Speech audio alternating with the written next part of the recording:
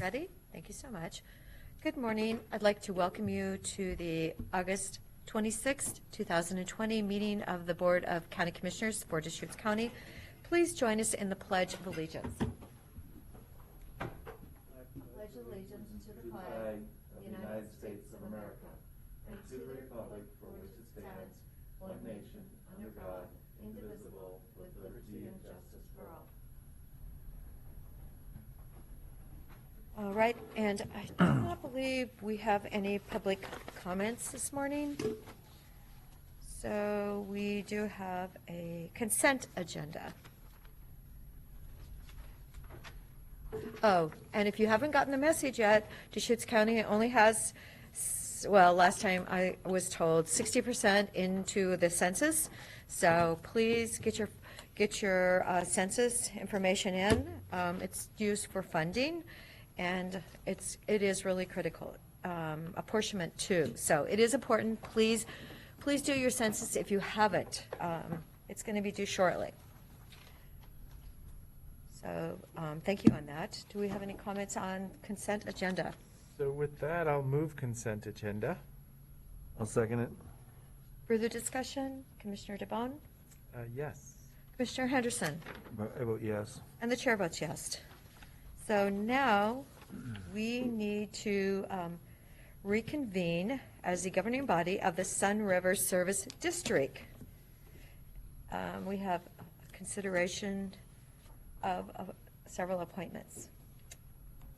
Well, and I'll move both of those. So a thank you to Ron Schmidt for being on the Sun River Service District Managing Board, and a letter appointing Robert Foster to that same board. That's item 1 and 2. Yes. Okay. I don't know. Are we allowed to do them together? Yes, you can. You are. Okay, good. I'll second that motion. Further discussion? Commissioner DeBonne? Yes. Commissioner Henderson? Vote yes. And the chair votes yes. So thank you very much, Robert Foster, for joining, and thank you, Ron Schmidt, for your service on the Sun River District Managing Board. So it's position number 5. Now we are going to reconvene as the governing body of Deschutes County, and we need to see Will Groves, please. And there he is. Magic. Good morning, Will. Good morning, Commissioners. I have for you today a second reading by title only, and which will adopt Ordinance 2020-013, and that's a Lower Bridge mine site ordinance to rezone the west side of that property from surface mining and agriculture to rural residential exception area. We'll also remove the surface mining site 461 from the county's Goal 5 inventory and make appropriate comprehensive plan and map changes. You had previously done first reading by title only on August 12th, and enough time has elapsed now that you can do second reading by title only to perfect the adoption. And were you to do that today, the ordinance would become effective 90 days later, which I calculate as in November 24th. Okay, thank you for that information, Will. It's good to know we're doing this on a timely basis. So yeah, the only question, is there any changes between first and second reading? No changes. No changes. Excellent. Good. That's good to hear. Do we have And I'll move second reading by title only of ordinance number 2020-013, Lower Bridge Mine Rezone West Side. And I'll second it. further discussion? Commissioner Henderson? Vote yes. Commissioner DeBonne? Yes. And the chair votes yes. A reading in title only. And the title is an ordinance amending Deschutes County Comprehensive Plan text and map designations for certain properties from surface mine and agricultural to rural residential exception area, and remove surface mining site 461 from the county's 5-goal inventory of significant mineral and aggregate resource sites, and amend Title 18, the Deschutes County zoning map designation from surface mining and exclusive farm use to rural residential 10 zone. So, in title only. And I'll move adoption of ordinance number 2020-013 to be effective 90 days from now. I'll second it. Further discussion? Commissioner DeBonne? Yes. Commissioner Henderson? Vote yes. And the chair votes yes. So it has been adopted, ordinance number 2020-013, and that date effective per Will Groves is November 24th, 2020. Thank you, Commissioners. No, thank you, Will. Thank you for your excellent work, as always. Appreciate it immensely. Glad Okay. to help. All right, we'll talk to you later today. So I believe now we need to see Peter Russell. There he is. Good morning, Peter. Morning, Board. I'm here before you for your consideration to sign Board Order 2020-037, which will name a public right-of-way as Quail Farm Road. This will implement Land Use File 24720-00062RN. The public right-of-way is approximately a half-mile west of Cooch Market Road and then extends for about a quarter-mile south from Cooch Market Road and serves 6 properties. We had a work session on the 24th. If you've had any questions since then, I'd be happy to answer them. Otherwise, I turn it over to you. Okay, thank you very much for that. Yes, I believe you said that there were 6 residents, no appeals, and they were initially under the misrepresentation. They thought we were going to really do something, but this was just putting a name because 3 or more, if they're on a road, then we have to name it. Is that what you had told us? Your recollection is perfect, Chair Adair. Yes, under our county code, if you have an unnamed road serving 3 or more properties, you have to name it. That came about during a land use action with some lot line adjustments. There's no physical changes to the road. It's a local access road, meaning it's not maintained by the federal government, state government, or the county. It'll stay in the same place it physically is. It'll remain a gravel road. The only difference will be that now it will be named. Will we make a sign for it, though?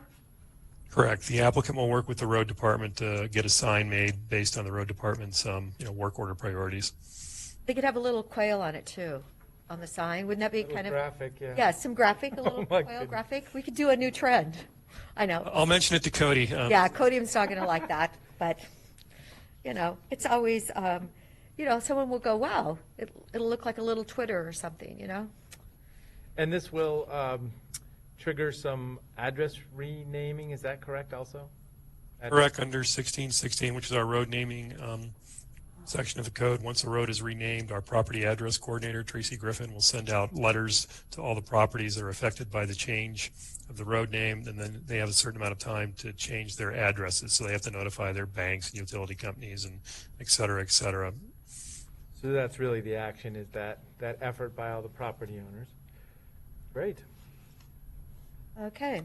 Any other questions from the board? Do we have a So, I'll move motion? signature of Board Order number 2020-037 to name a public right-of-way as Quail Farm Road. I'll second it. Any further discussion? Commissioner DeBonne? Yes. Commissioner Henderson? Yes. And the chair votes yes. So thank you, Peter, and thank you for that history. And I think it'll be interesting when you have to change everything if you're one of those residents, but it's worth it. So thank you. Right, we do it for fire, life, safety reasons. So, all right, thank you very much, Board. Thank you. And Google, hopefully Google will pick it up really fast. Whitney. Good morning, Commissioners. Whitney Hale, Administration. This morning I have an update to the county's Title VI policy before you. The county passed its Title VI policy in January of 2016 and updated it in March of 2019. Because we receive federal transit funds, we are required to submit an update to this policy every 3 years to the FTA. We submit that update through ODOT, which is who we receive our federal transit funds through. Title VI, as you know, ensures that we provide programs and services that are free from all forms of discrimination. And so the updates to the policy that you have before you this morning, we've updated the policy in accordance with guidance from ODOT that we're clarifying that customers or residents can file Title VI complaints directly with ODOT. ODOT's Office of Civil Rights. That's something that wasn't previously called out as an avenue for which someone could submit a complaint. And also the attached draft update of County Policy GA 16, which is our Title VI policy, references a new Title VI plan. So essentially, we will continue to update our plan every 3 years instead of bringing policy revisions to the board moving forward. So we have pulled out many of the elements that were previously included in the policy into a new plan that can be updated. And those are things like demographic data, LEP data, which outlines households within the county where there's limited English proficiency. And so in an attempt to kind of streamline this process moving forward, we feel like it will be easier both for staff and the board if updates are made to a plan instead of a policy. So before you today, what we're requesting consideration of is approval on updates to the policy and approval of the newly created plan, which will then come back every 3 years in accordance with this cycle of updates. The Title VI plan that you have before you includes updated information and demographic data, and it also includes a summary of outreach efforts that the county has undertaken to engage communities in interacting with the services and programs that we provide. So I'll open it up and turn things over to the board if you have any questions. So the copy we got isn't redlined, so we can't really see what's added or changed. And if it would be helpful for the board, I can definitely provide a red line copy and bring this back. When we moved large chunks of the policy out into the program, the red lines got pretty vivid pretty fast. But I'm happy to do that if that would be helpful for the board. Well, I see the public participation one looks like that's the one you were talking about, outreach, and that's pretty thorough. I don't really have any questions about that. Are there some other main highlights or? Essentially, one of the main highlights within the policy itself is there's a section that talks about complaints, and we've called out the ODOT Office of Civil Rights as a recipient that can receive those complaints directly. That wasn't previously included in the policy. And then we have, as one of the items that's attached to the plan, we have demographic data that gets updated every time that this plan is updated. So those data, that data gets updated, and it also reflects the composition of the county's transit-related committees.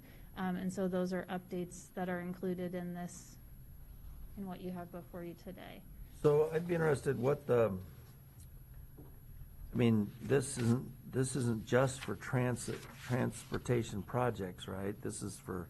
Correct. This is all county programs and services. So you're working in the parole and probation department. You can make a complaint through ODOT?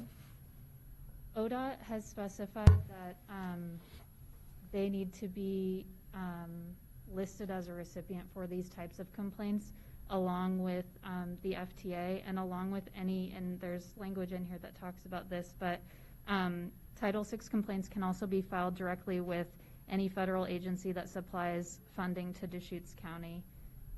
So I would assume, and I don't know the extent of all of the funding we receive, that there are likely other agencies that could receive these complaints, primarily probably from customers. So, again, kind of getting back to adult probation, just as an example. Nothing specific about that, but so a person can make a complaint to the county administrator. They're alleging some kind of discrimination. Correct. Or action by a county employee on one of these issues, and they can kind of have this, they can do it to the county, they can do it to ODOT, they can do it to federal agencies.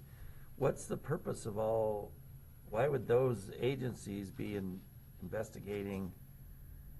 I think and I can local also complaint weigh in, as he is our Title VI officer, but I think it's to ensure that people have a variety of avenues that they can file these complaints. But Eric, I don't know if you want to. That's correct. Also, it's the federal government's way of ensuring that they're not giving funds to a local government who might be discriminating against residents. Also, I might add that when we apply for grants, many grants, for federal grants, we have to have a list of any allegations of civil rights violations and the outcome. Is there anything on the list for the last 10 years?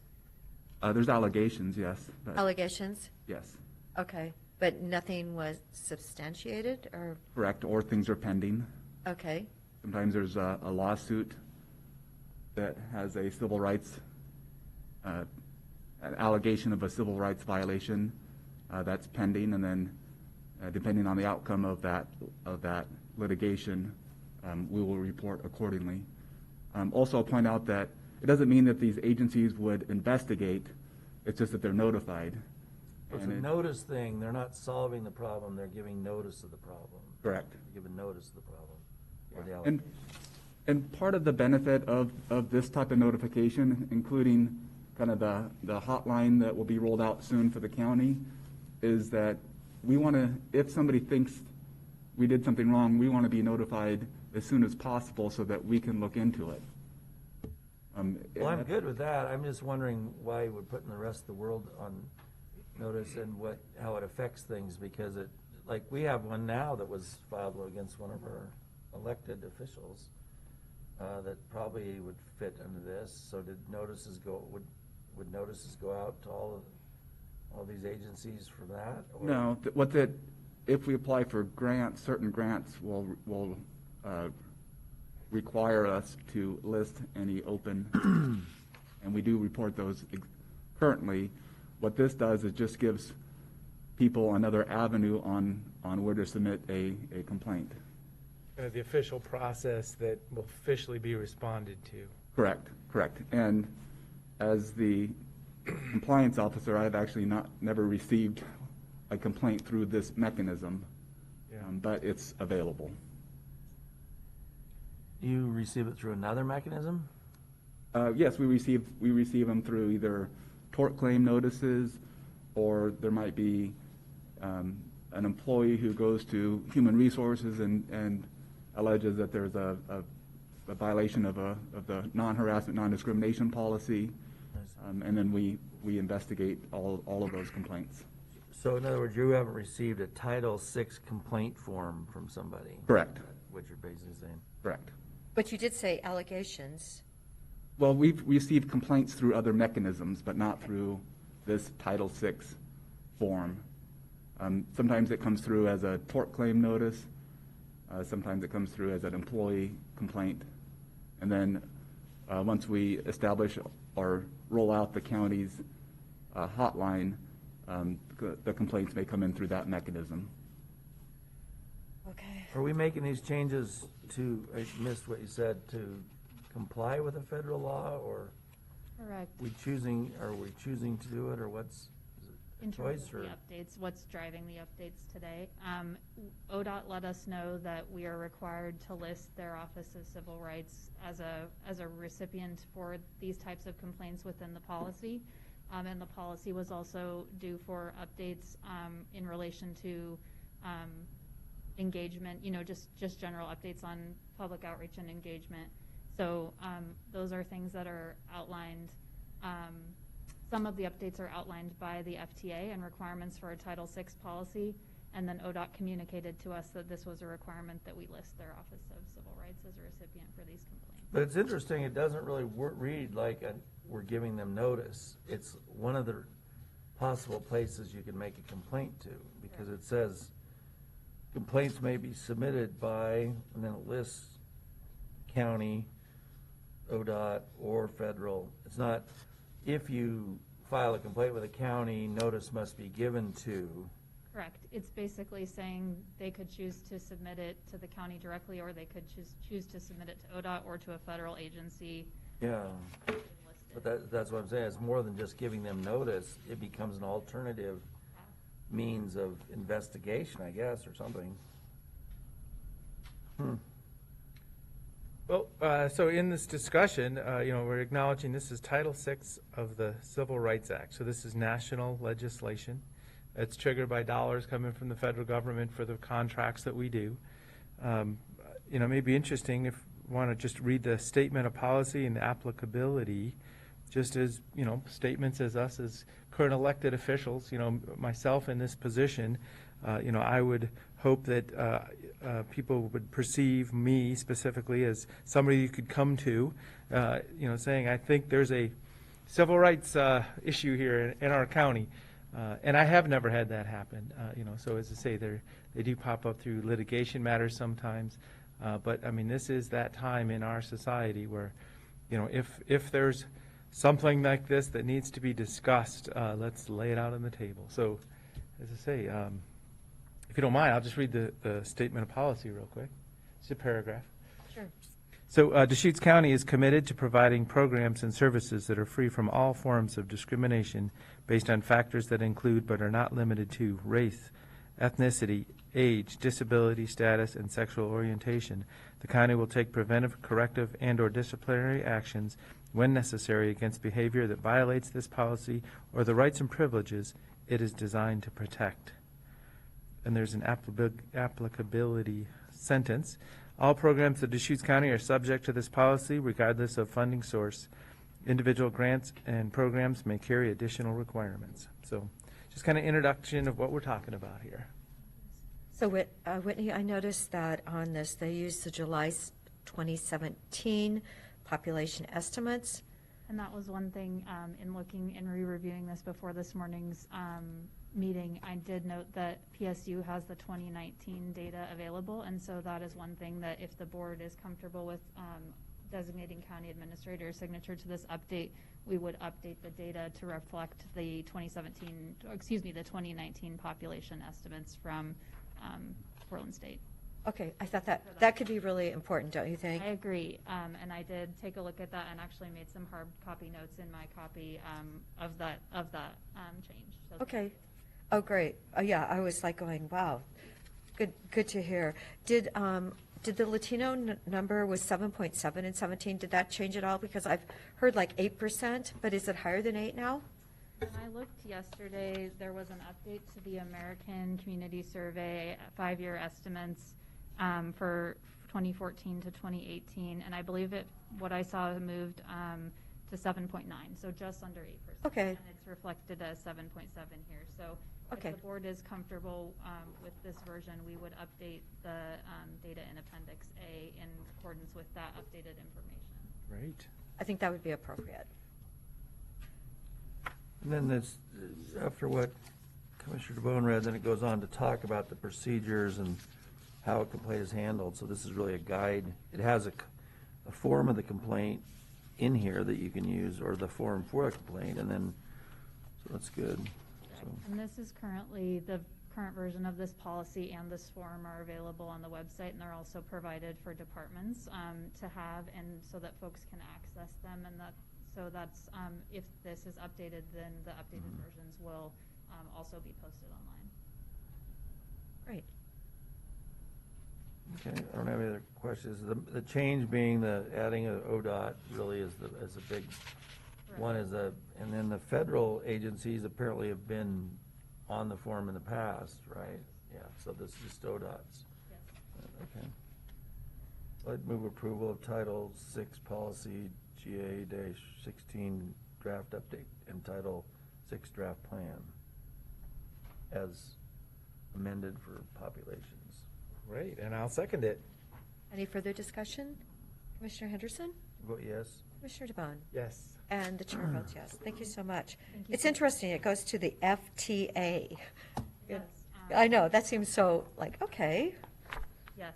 You'd think it would, anyway. I'm sure they know why it's going to the You FTA. tie it to dollars, and it gives you more teeth to implement and enforce So, from the federal government. all right. So, and there's that Jackson Federal Building in downtown Seattle. So, thank you, Whitney. Thank you so much. Okay, I did send a warning to Dr. Nahad and Dr. Conway that we are ahead of schedule this morning, but we do have your public health update. Good morning, Nahad. Thank you so much for being there. Good morning, Commissioners. Yes, and actually, it's George Conway as well. Actually, I'm going to start two things. One, with your permission, I'd actually like to do a slight digression and just talk about smoke for 1 minute. May I do that? Oh, sure. That would be great. Yeah. So I do want to point out that as many people have noticed and have reached out to us, or may not have reached out to us, there is smoke afield intermittently now. It's both from Oregon fires, if you'll permit me to share for just a moment, just 2 screens. Interested parties, people that are interested, can go to Deschutes.org health page smoke. And thanks very much to Whitney Hale for her assistance in getting this up. There's a summary about smoke hazards and where to look to see what the current air quality index is, and advice for people that are medically frail, when, at what times, medically frail or very young, or for any other reason wanting to avoid smoke, what times to consider doing so based on monitoring information. There's a link there for that. And then I'll also point out that this is from the U.S. Forest Service monitoring.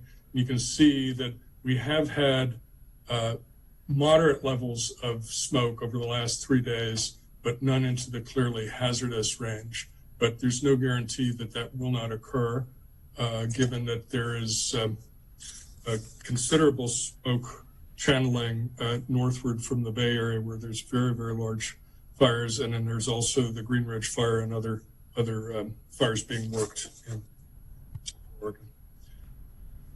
Moving on to COVID, I have two pieces of news. One is that we, out of the 6 long-term care facilities that we've been reporting on regularly, all of those are now declared as closed outbreaks, including the large one that did unfortunately have a death associated with it. But those are all closed, meaning there have been no additional cases over the last 14 days. There is one other facility that we are working on right now that's had 1 positive staff person, and there's considerable testing going on to follow up on residents as well as staff members there. So overall, this has been quite a bit of progress. At this point, the great majority of facilities have been tested in Central Oregon, such facilities, long-term care facilities, and there are 3 additional that will be tested by DHS on the 28th, so the end of this week. And at that time, all of the facilities will have had at least 1 cross-sectional screening round, and those are for the ones that did not have an outbreak that we were involved in investigating. And then I'll yield to Nahad for the overall update for COVID, unless you all have any questions. Dr. Conway, I do have a question. So Mount Bachelor Memory Care, I know that we had considerable number of residents there that tested positive. Yes. Have they been retested, or if, let's say, if they pass away, will they still go into our COVID positive death count?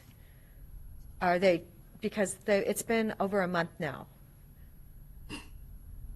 I do not believe there's been retesting of people that were confirmed as positive. I think that if someone became symptomatic I think part of that would be a judgment if someone were to succumb, then part of that would be a judgment of the physician. If they had developed respiratory or other characteristic symptoms of COVID prior to dying, then they would suitably be counted. Otherwise, I think not, but I'd have to check and be sure that be partially based on a cause of death determination. Okay, because if they've been positive, I just want to, I'm just curious, because remember the Kirkland facility that they had death after death after death.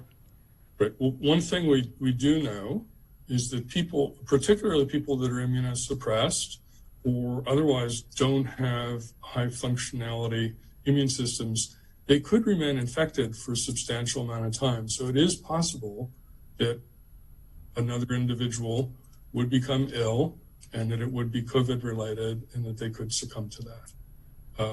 We've been very fortunate to have had so many individuals that were infected and had very few that were symptomatic other than those that succumbed to the illness. And I will point out that all of those were already on a hospice status, meaning that they were already extremely fragile and with a request pending not to do anything excessive or heroic for them.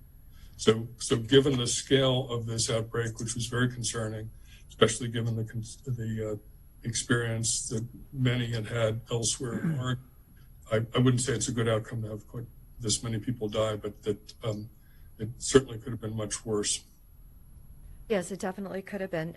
This morning, actually, on Channel 21, they had a doctor referring to what's been going on in India, which has 5 times the people we do, 1.5 billion. And that doctor was talking about hydroxychloroquine, zinc, erythromycin, and that dosage. They, to date, I just looked it up this morning, have a total of only 60,000 deaths for a country with 1.5 billion. And anyway, he was saying, because that relatively is like a $10 whatever drug compared to Remdesivir, which is a $3,000 drug. But the success in India, according to the doctor featured on Channel 21. So it was just, the community saw it, so I just thought I should mention it. So thanks for pointing that out, Commissioner. If it's borne out with look back at causes of death and death reporting in India, that would be interesting. I will point out that India is one of the countries that's had chronic problems with both throughput and ascertainment for deaths in their nation. And I have served as a consultant in looking at that on site in India. So I would be somewhat reluctant to judge too much based on current mortality statistics, but it is a very interesting observation. Thank you. Well, the contrast is someone falling off the ladder in Harney County, and that was caused. They said that was a COVID death. So, we have two extremes maybe. That we have to, our public numbers need to be truthful, and that's why I've asked about Mount Bachelor. Will those deaths continue to? So I if you can do more research on that, I would appreciate it. I know. My understanding, I will check and get back to you if it's anything other than the physician's judgment for the cause of death. Okay, thank you so much. So I'll just, a quick follow-up on Commissioner Dare. So you said all of the long-term care facility cases are closed. So do you mean the 66 cases or whatever were positive tests at Mount Bachelor? Those have all recovered, or the ones that died, that's the 2, there's nobody still, what does that mean, the case? All of the individuals would be released and considered recovered in congregate settings after 20 days and 24 hours, no fever or symptoms. All of the residents that have not died, as far as I know, have met those criteria. And staff have been at least 14 days without symptoms or fever. It's those that have been allowed to return. I don't know if there may be ones that are being followed.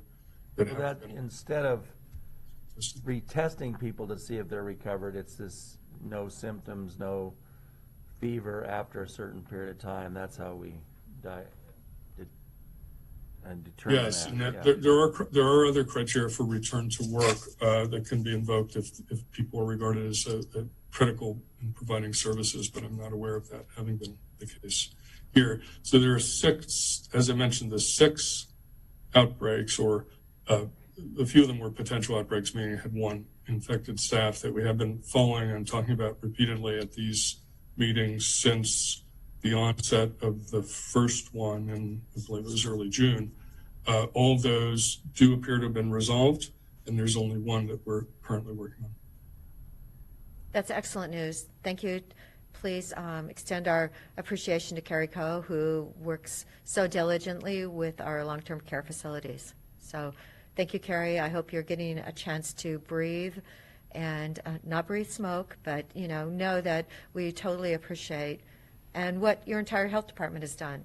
So thank you for being on top of it always. Thanks very much. I will actually point out a crossover issue, which is we are actively assisting the fire coordination efforts with COVID surveillance and response as well. Thank you.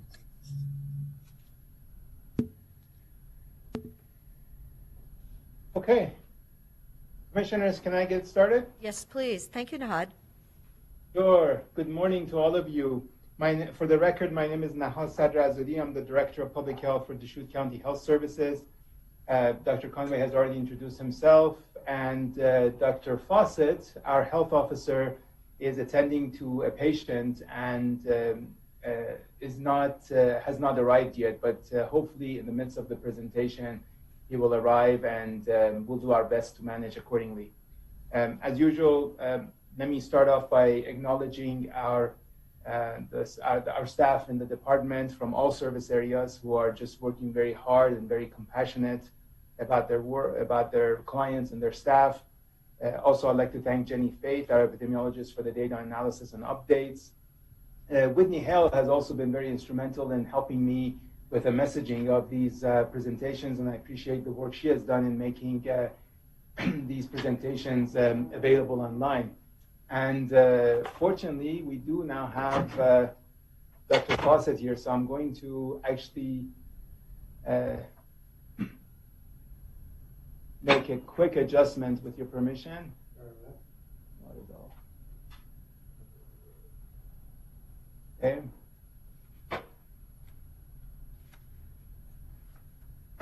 We have organized the room. Rich, could you mind turning off the lights? Sorry, we're making adjustments to adhere to social distancing. That's why it's taking us a second. Okay. All right. So, commissioners, with your kind permission, I have a small quiz for our community members, those watching this live stream. So I would ask that they kindly, if they're watching and they know the answer, they put their answer in the comment section of the Facebook page. So last week, as part of the key messages, I mentioned that we should understand and embrace the 3 Ds. So my question to the community is, what are the 3 Ds that I had highlighted last week? And again, please, if they can put the answer in the comment section, it would be appreciated. There are 4 options that I have put there, so hopefully they can see it and they can put the answer in. And maybe Commissioner Adair and other commissioners, maybe if there's anything that we can offer the first 5. I came up with something, Nahad. Oh, okay. I know. You knew I would. I was thinking a $10 gift certificate to Cafe 97 here in our building. They make great sandwiches, fabulous cookies. My family will attest to that. And salads. And yes, each one of them, the first 5 can have a $10 gift certificate to get a bite to eat here. So I thought that would help their business, and things are socially distanced and they do follow proper protocol. That's brilliant. Thank you, Commissioner. I wouldn't go that far, Nahad. I love it. I was just trying to make it a win-win. Absolutely. Lovely. So the first 5 community members who put the right answer in are in for a treat. So I got to call my wife and let her know to. Oh, there you go. Sorry, but she would not be eligible to win. Got to be fair. You can't say I didn't try. Very good. So, commissioners, I'd like to start off the presentation with your kind permission on a quick reminder of the flu vaccine. And I think you recognize the person on the right of the slide as well. Now, we don't, as you're fully aware, we don't have a COVID vaccine, but we do have an opportunity for a dry run with the flu vaccine. And as you might be aware that we have every year around 20 to 30,000 deaths caused or associated with the flu virus. And this is at the national level. What number did you use, Nahad? 20 to 30? The estimate at the national level is between 20 and 30,000. There are other numbers too, but the one I use is from CDC website. Well, in the winter of 17 and 18, 79,400 people died of the flu.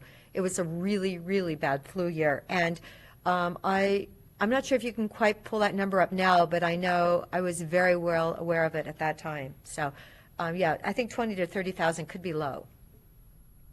Yeah, you're right. There are variations there as well. I think we're talking about averages here, but you're right. If we look at specific years or a specific year, I think we would get perhaps a slightly different number. So thanks for mentioning that. Well, I remember Dr. Redfield has an article that you can pull up on Google. He was quoted in September, I believe, of 18, that the flu number was going to be really horrific for that year. Yeah. Good, very good. Commissioner, you're keeping up with the latest, so I appreciate that. And around 500,000 more, as you're aware, are hospitalized, not to mention that millions get sick and miss work, so productivity can also go down.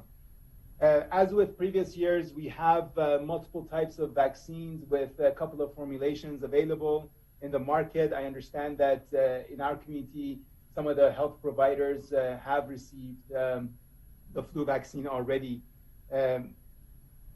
It's important to know that vaccines, all people over the age of 6 months are eligible for receiving the vaccine. There are, of course, some caveats in that, and they should always touch base with their health providers to understand those caveats and small minor considerations that should be taken into account. It's important for the public to also appreciate that immunity or population immunity is different than coverage. So coverage is administering the vaccine to a community, to a population, and at best in a given year we've had around 40, maybe 45% coverage. Of course, there are variations to that depending on the year. And the effectiveness of the flu vaccine also is not 100%, as many are aware. I mean, this is a very tricky virus to develop vaccines for. And again, it varies from year to year. This year, it's estimated between 40 to 60% effective. So it's not 100%. We're not guaranteed. Nevertheless, getting the vaccine helps with mitigating the disease and the symptoms. So when we multiply coverage by effectiveness, that's when we get population immunity, which again, on a given year is probably around maybe 30%, again, depending on the year, which is obviously not sufficient. This year, though, it's more complicated than previous years. I think everyone understands and appreciates that. We might be facing a situation when seasonal influenza and COVID-19 patients are competing for limited medical resources and could overwhelm our medical care systems. So that's something to, I think, keep in mind. And I think all of us collectively should do everything in our power to increase flu vaccination coverage. The good news is that there is a great deal of solid coordination happening at the federal, state, and local levels. And it appears that this year in particular, we will have the biggest flu vaccine push ever, perhaps in Oregon, from everything that I have come across. So that's just a quick note on the flu vaccine, and I encourage the community to get it. I'm planning to get it this week myself.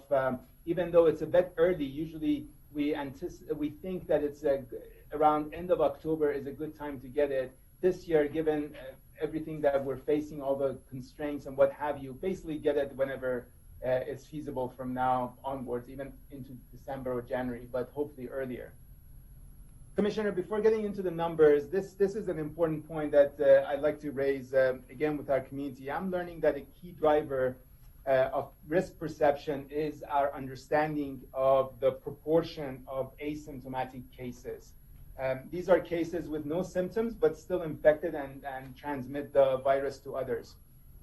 These are really the invisible transmitters and very difficult to identify and contain. So recently, meaning 2 days ago, I asked my wife what she thought was the proportion. And she said probably less than 10%. Now, by the way, before asking such questions, I do encourage all spouses to have chocolates and flour handy, because the conversation might go in different ways. But I did ask her, and when I heard the answer, it kind of shook me a bit. This is a very educated woman who is living in a household where she's constantly exposed to this, and yet this was her understanding at that time. And she didn't mind me sharing this story because it's something that I think maybe a lot of people are maybe struggling with. So when I explained, excuse me, Nahad, I hope you had the chocolate and the flowers then, since you are sharing the story. Commissioner, this is a good lesson learned. Let me put it that way. Let me put it that way. Yeah, definitely. So when I explained that it could be at minimum upwards of 40%, and some studies are showing even more than that, I think she was a bit startled by that statistic. And I think that it influenced her risk perception. And risk perception obviously is quite important in the decision making and in translating our attitudes and perception into healthy choices and behaviors. So it's something that I wanted to share with our community and make sure that we're all on the same page. In any given setting, there could be a proportion of people who are infected and transmitting, and they're not visible to us. So moving on now with numbers for this week or this past week. This slide shows the county case by week. This week in particular, Monday and Tuesday are not shown, as is usually the case with previous weeks too. So far this week, we have 2 additional cases identified, and those numbers are in the 673 number. So I'm continuing to feel pretty good since the last couple of weeks. I'm seeing really a promising drop in our cases, quite possibly driven by a few factors. But I do think it does come down to some of the basic choices and decisions that we're making and our communities are making, including wearing masks. I am a firm believer in mask usage. From everything I have studied, it really comes down to dosage or amount of virus we're exposed to. So physical distancing, washing hands, and being outdoors and mask usage all reduce or dilute the amount of virus that we are exposed to. And our bodies can actually fight low amounts of virus. So it's not an all or none phenomena here, right? It's actually more like a spectrum. And mask usage clearly helps with that. This graph is the cumulative, moving on to the next graph, Commissioners, this graph is the cumulative numbers, and the main message here is that the rate of change, which was quite high in July, has considerably slowed down, and that's indicated by the flatness of the curve that you are kindly seeing perhaps in the last couple of weeks.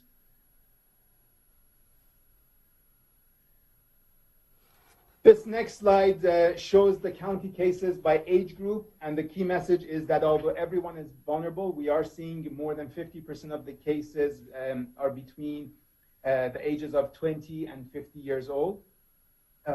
Thanks, Commissioners, actually, for your agreement and support for a community-wide survey. We're now able to undertake that to gather more information, more systematic information and evidence around the drivers and barriers that our community, but especially these age groups, are facing in terms of their knowledge and attitude and choices that they're making. So I think the survey will really help us make even more targeted interventions as we move forward. I'm hoping to move that forward in the next few weeks, hopefully have some preliminary results by the end of September, which I look forward to sharing with you.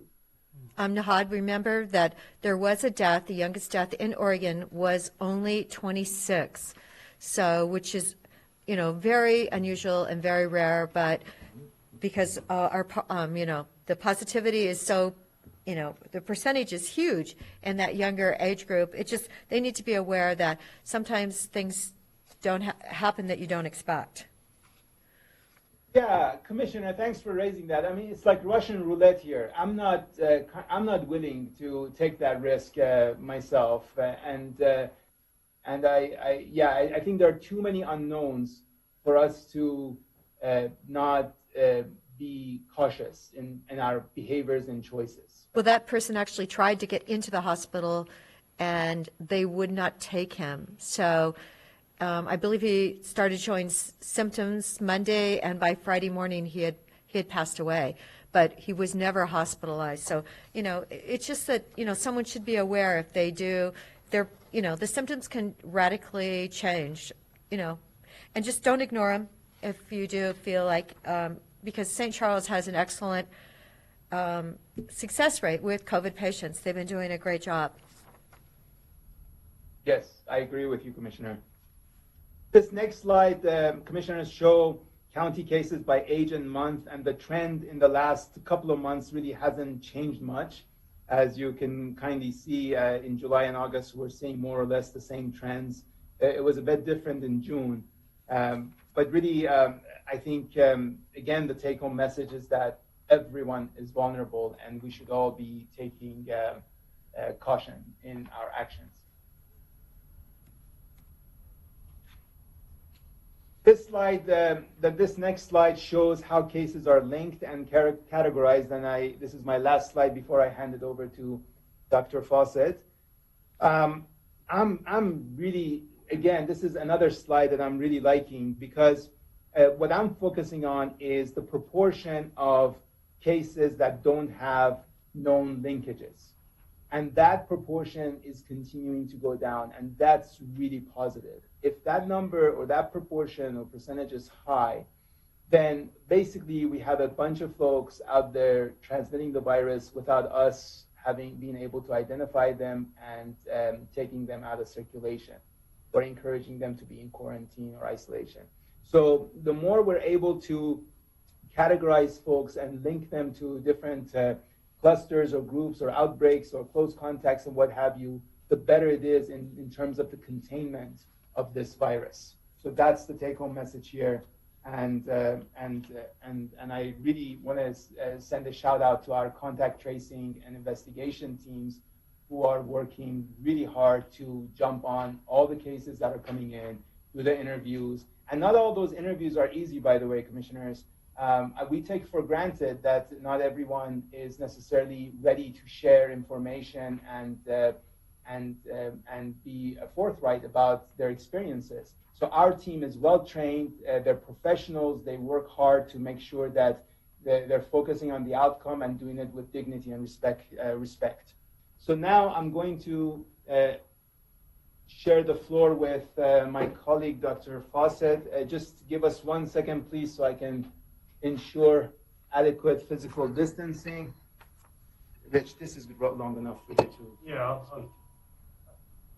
Thank you for inviting me. I have a mask on here. I'm gonna. You can take it off. Yeah, we're pretty far apart, I think, here. But anyway, let me know if you can hear me or not.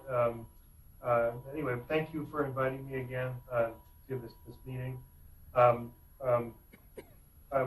Looking at the data again, the week-by-week data of tracking in the lighter bars, the total tests, and actually, the lighter bars, the negative tests, and the solid bars at the bottom of the columns are the positive tests. The number on the top is the total tests. And even though it's difficult to see here, the numbers of total positive tests have been slowly decreasing. The last 4 weeks, really, we've been showing a very favorable trend towards less and less cases. And although this data is not totally complete, because again, this is being accumulated by date of collection.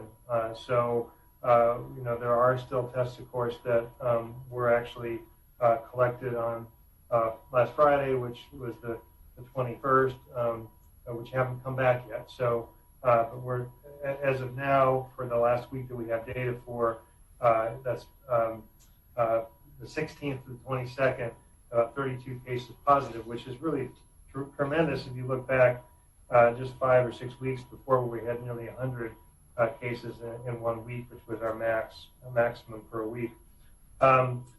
We're still running on average, again, all the data is not completely back, but we're around 1,300 to 1,500 tests per week in Deschutes County. So our positivity rates are running well below 3% now, in some cases even below 2%. Again, all the data is not completely back with that, with this past week, the 16th to the 22nd. Next slide. I have a quick question on that. Is one of the reasons that we're seeing a lower positivity the fact that we're testing maybe less people that are coming in sick, wanting to be tested, versus the ones that are going in for surgery that need to be tested for that, or ones we're reconfirming, or we're testing people that want to go on an airplane, fly somewhere? Or, in other words, we're testing more people that aren't coming to us because they're sick. That's exactly right. So we are definitely testing more asymptomatic individuals for all the reasons you mentioned, especially when you compare that to March and April, where, it was difficult for some folks, even with symptoms, to get tested. By golly, we had people in the emergency room who were young and didn't have pre-existing conditions, et cetera. Sometimes we're even told you probably have COVID-19. We're going to conserve our tests and our swabs. Go please isolate yourself and quarantine your family members. So we're far from that. There's different criteria. I'm amazed even looking at the past week that some of the drive-thrus are switching. We're doing more through some of the urgent cares instead of at the hospital. But there's no question. I think still, at least for the rapid tests at St. Charles, that everybody who's admitted, no matter what the diagnosis is, gets COVID-19. It's every procedure in the hospital. If somebody comes in with chest pain and is being treated for a myocardial infarction or heart attack and then needs a cardiac cath, well, they get a COVID-19 rapid test when they get admitted. And then when they go for the cardiac cath, they get another one. I definitely see a lot of these rapid negative tests when I'm rounding in the hospital. And again, I think there's lots of folks who get tested when they're asymptomatic if they have a doctor's order. So on the other hand, too, I'm hoping that we're catching all of the symptomatic individuals. It's possible that we're not, but for our residents, my sense is hopefully by now they have a good feel for how to go about getting tested. There's very little incentive not to be tested, I think, if you live here. So I'm hoping that the people that truly are symptomatic are in this data here. So and I don't think that differs very much from maybe a month ago. We had some problems here about 3 weeks ago when in the nation there was such a huge upswing in test positivity rate and numbers of total cases, where the turnaround time from LabCorp and Quest, et cetera, was starting to be a week and longer again. So that I think maybe discouraged some people from getting tested. But right now we're doing better, I think. So that's a good point. But I hope that we test anybody with a potential concern or risk. Maybe they're a caregiver to a infirm individual, they are asymptomatic, and I hope we're testing everybody with symptoms as well. Yeah, sure. Oh yeah, so this is I believe a website at the bottom there that hopefully everybody can see to get information about where one can go to get tested. The drive-thrus, the one that I think is one of the busier ones is at this Family Choice Clinic. I really don't think you have to be symptomatic to get tested there. But anyway, that's information there. It's hard for me to read that very small print, and I hope we'll make it available online as well. We have already. We'll continue. Just a good reminder for the public to know that they can go to this website, type in their city, and get all the information related to where they can go for testing. We're updating it it's getting updated on a regular basis. Yeah. Next slide. Okay, great. Thanks for that. Sure. So this is information again at St. Charles hospitals, particularly Bend, where all of the COVID-19 patients have been hospitalized, except for maybe 1 or 2 in the very beginning. But this also is a very favorable trend. Over the past weekend, maybe I'm thinking back to end of last week, even, we had maybe 10 or so patients that were still hospitalized. But this week, we're doing a lot better. I think had 3 in the hospital for a couple of days now. So that's tremendous. And just as a reminder, just in general, most of the deaths that we've had in the county have not been in patients that have been hospitalized. I think well over half have been patients on hospice already before they were infected with COVID-19. And in many cases, we can't really perceive any specific symptoms in those patients that have died. Nonetheless, you have to factor in their diagnosis. So in terms of saving lives in the hospital, as Commissioner Adair had mentioned, we have been doing a good job. I should say they have, because I really haven't been treating a lot of these patients myself.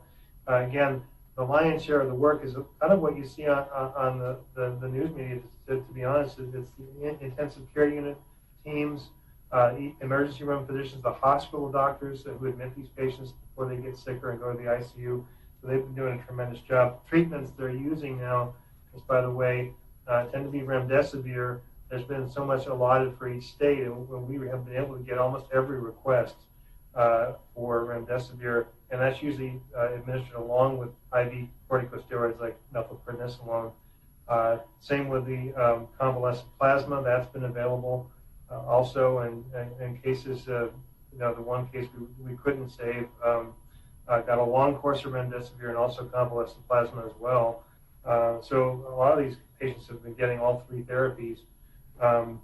Other therapies that we thought might be useful, like hydroxychloroquine, are not being used now just for lack of data to suggest that the benefits outweigh the risk. But, for the patients that we struggle with, we're always willing to go longer on treatments that have shown some positive data. So that's good. I hope that keeps going down. Then looking at the breakdown again in terms of Dr. Fawcett? I'm sorry? I just wanted to interrupt. I'm sorry to do this, but, last Friday, the governor had a press conference and said our numbers weren't good enough and that she was considering closing the state down. And yet, to me, what you're saying is that really our numbers, particularly in Deschutes County, have really actually been trending, it's been unbelievable considering the amount of tourists we've had in our community and how great our numbers are doing. So I just want to recognize and thank all those people that work in intensive care and, the people that are doing the testing that have picked it up. It's remarkable. So thank you for showing us some really positive numbers today. Yeah, thank you for mentioning that, Commissioner Dare. I am also very pleased. I was honestly worried for a while there. Unfortunately, this is such a contagious virus that it just takes a few people downtown who are not being very careful, who are not distancing or wearing a mask or both. But we have been able to turn the tide here, and I hope that trend continues. So kudos to everybody including the general population, who I think is being very careful with masking and distancing. Well, remember we'd gone up to like 600 for the state, and the governor actually had said she was afraid we were going to go up to 1,000. Well, now even the state numbers are so low in comparison. So, compared to our neighbors, yeah, that's right. Yes, it's it looks much better. Yep. Sure. Looking at this slide again, we see this trend, and it's bearing out week to week, month to month, and that in terms of the total number of cases, we're seeing more cases overall in women, a little bit more. However, we're seeing more hospitalizations among men, double the percentages really, where 10% of all the cases in Deschutes County amongst men have been hospitalized, but only 5% of the women in Deschutes County have been hospitalized. In terms of age range, we have this interesting prevalence of younger patients being the most common age group, less than 40. In some cases, twice as many as the other age groups, but yet, of course, a lot fewer hospitalizations in that age group less than 40, only 3%.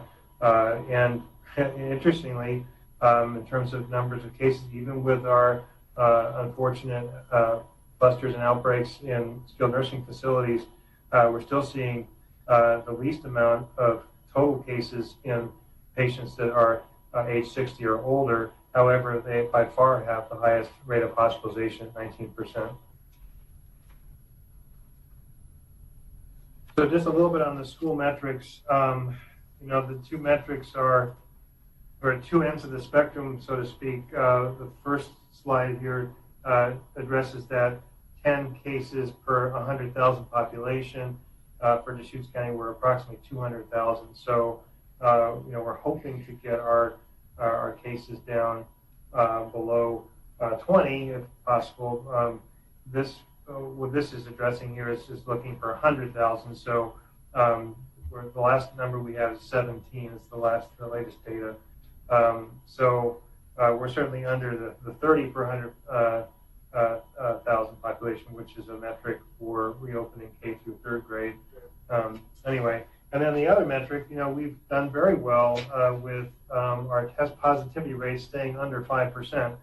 We had a couple of bad weeks back in the middle of July, as we remember, but we're down even below 2% now, at least by the most recent data that we have. So that's encouraging. Dr. Fawcett, last week we were at 2.11 when we did a calculation here, but it actually went down to 1.8 then. So it even went down further than the 2.11. Correct. That is amazing, because I know you always say that they could change, but if it really, both of them were down below 2%, that's excellent. Yeah, I mean, we do very well with the percent. We're getting close to the metric with the total numbers of cases, but when you're testing 1,500 people a week in the county, I mean, compared to the way things have been around the country, 10 cases is not so bad. Anyway. So one thing that occurs to me when I see these metrics that just causes me a problem with if the schools are really going to, if someone's going to say that these are really the determinants for schools being open, the more cases or more tests we do, probably the more cases per 100,000. So if we do, that makes sense, because even back when the hospitalizations, in the early days when the hospitalizations were really up at a pretty high rate, and the positivity was up, we weren't doing very many cases, but as we do more, we're getting more of the people that are tested. So one way to get the number lower is maybe do more, test all the people that are healthy, and the number goes, down for the metrics and the positivity issue. So it's kind of and then I worry if we go down for a couple weeks, we reopen, and then they go up, and then they say, it just seems like at some point you guys say, well, this is over for now. But I don't know what that point is. But right. Well, I think we'll all be a lot better off, Commissioner Henderson, if we continue to test. Especially when schools do reopen, we really want to be able to identify those cases quickly. The idea of having to wait 7 or 8 days for a child to get his test result back is just kind of frightening. By the time it's positive, you're going to have half the class potentially, and of course in the worst case scenario. So we really want the test to be available as much as possible. And I think we should be testing, some asymptomatic people. I know that's debatable, but I think that's helped us understand with our case investigations. I certainly don't want to avoid the ill people, and I just have to admit that, like you're suggesting, that it's easier to get down that metric or satisfy that metric of less than 10 cases per 100,000 if you test less, but I don't think that's the way we should go. But we're getting close to it. We're down to 17 or something, so we're getting close. Yeah, that's great. Thanks, Rich. And on that note, one it's an interesting point, Commissioner Henderson, and one way or another, it will show up, whether we're testing or not, and the numbers are going up and down. If we're not testing, it'll show up eventually in our hospitals and on the mortality rates. So better we catch them early, intervene early, get them out of circulation early, than to worry about the numbers so much and what might transpire after that. Well, I'm just bringing it up with regard to these are metrics put in by the governor's office or whoever, and it's just as a measure for starting and stopping schools, it'd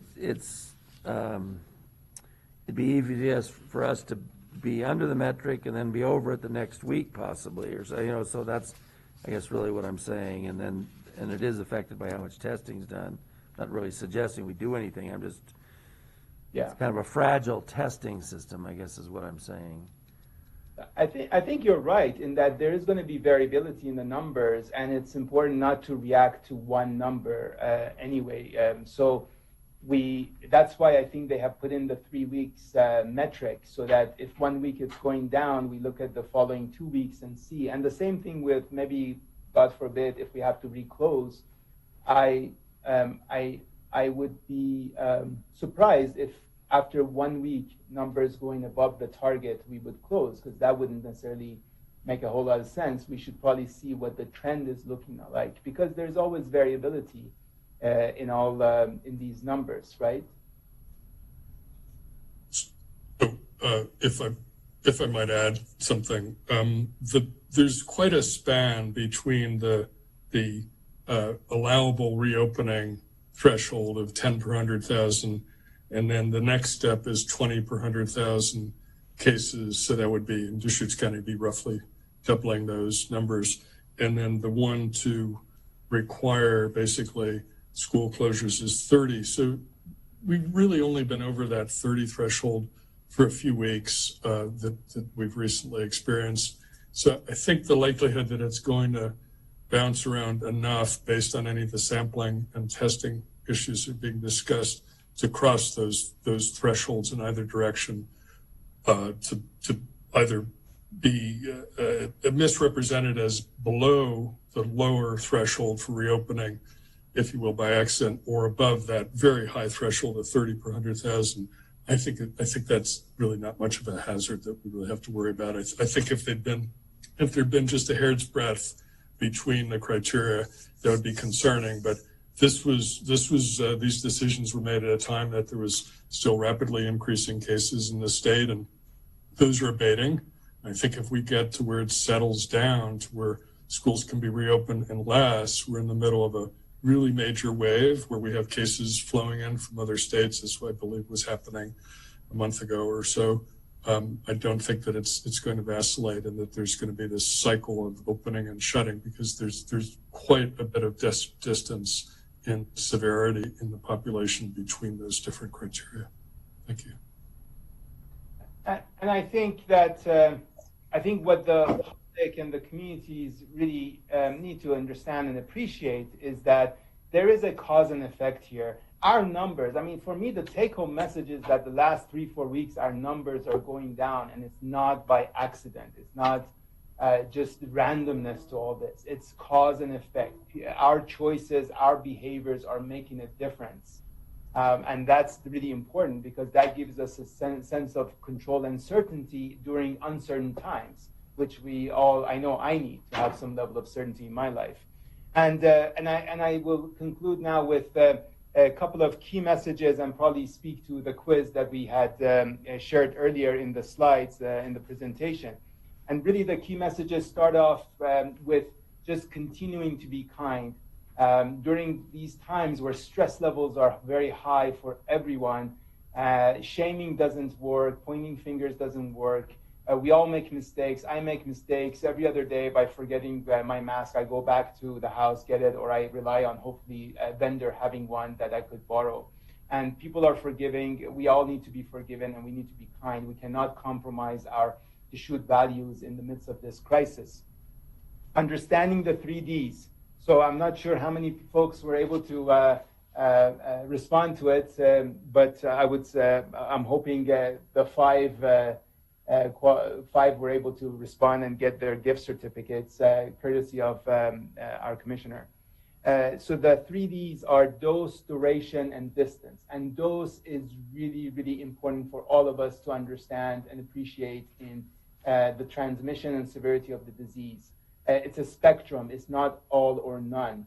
So the amount of virus we take in matters in terms of whether we develop the disease or not and to what level of severity. And masks help get in the way of reducing or diluting that transmission.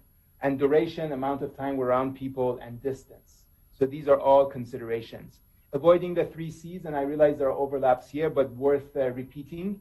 The 3 Cs being closed spaces, crowded places, and close contact settings. So avoiding the 3 Cs.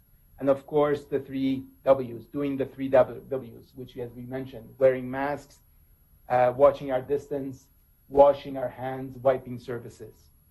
So kindness times 3D times 3C times 3W. And I know Commissioner DeBone loves math. So what does that equal? That equals Deschutes United, Deschutes Caring, and Deschutes Smart. So thank you, Commissioner, for giving us this opportunity to present on behalf of my colleague, Dr. Fosse, who stepped out, and Dr. Conway, our department. We really are grateful to your guidance, to your leadership and support. And you're not going to talk about the 4 masks that don't work? I put it on. I thought you might want to speak to it. I don't know if you've seen these. You're making a fashion statement. Right. I don't know if you've come across folks who demonstrate their talents in such ways, their fashion talents. But frankly, wearing a mask is important, but wearing it properly is the key here. If it's not covering our nose, if it's not covering our mouth, then it's really not as useful as it could be. So please do be mindful. I'm speaking to our community. Please be mindful. And our commissioners have been a great role model in wearing masks and wearing it properly. So it's really important that our community also is mindful of that. Nahad, the first one is spelled incorrectly. If it's supposed to be earring, it's 2 R's. So just. We'll have to chastise India. Yeah, I'm like going, how many people did this pass spell check?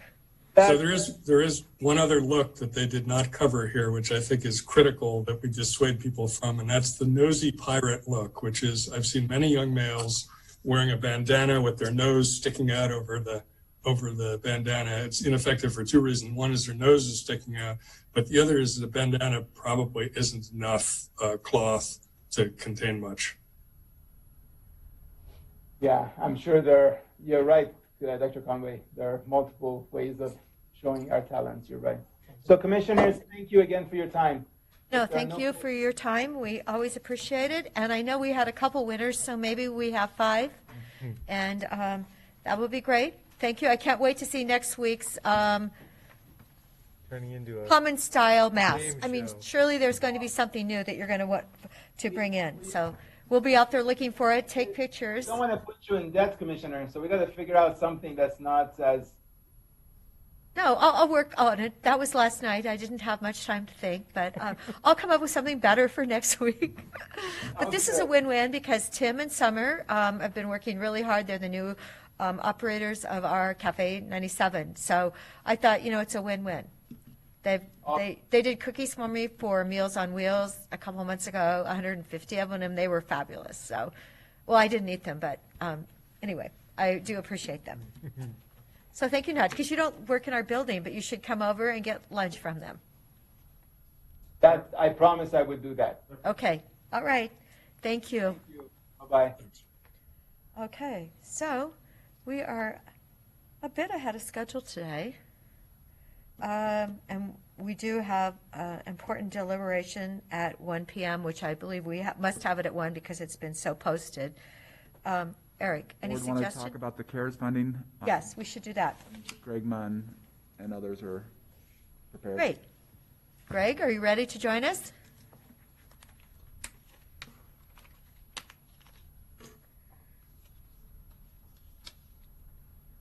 Good morning, Greg. Good morning, Commissioners. All right. Hopefully we'll make this quick, but I just want to give you a review, a little update. I'm on here, and I've asked any of the folks who are sponsors of some of the funding options that we've been discussing to be on board as well. So they're in the background to answer some questions. But just to give you a little bit of background, again, we had, as we discussed on Monday, $4.6 million remaining available, at least as an estimate, in our CARES Act CRF funding. On Monday, the board committed to $2.5 million of that in projects, and that was represented in the revised funding opportunities list that I gave you would have been on Monday afternoon, Monday evening, those items that are shaded in green. That leaves us about 2.1 million in uncommitted dollars so far. And on your funding opportunities list, essentially the items that are in white are total up to 1.7 million. So we have 2.1 available.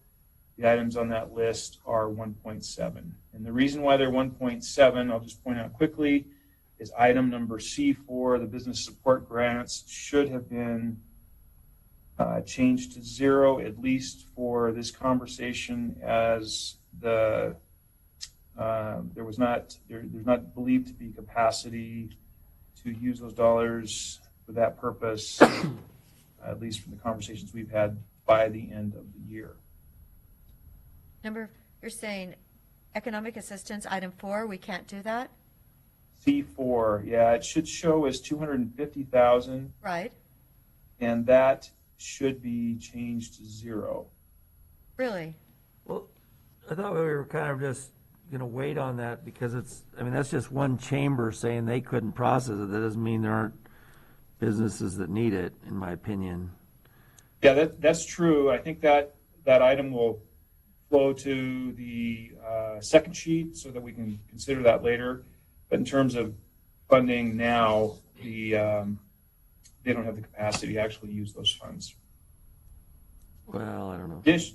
Additionally, on Monday, a couple follow-up items, questions that you asked. There was a question about how we distributed the $1.8 million so far.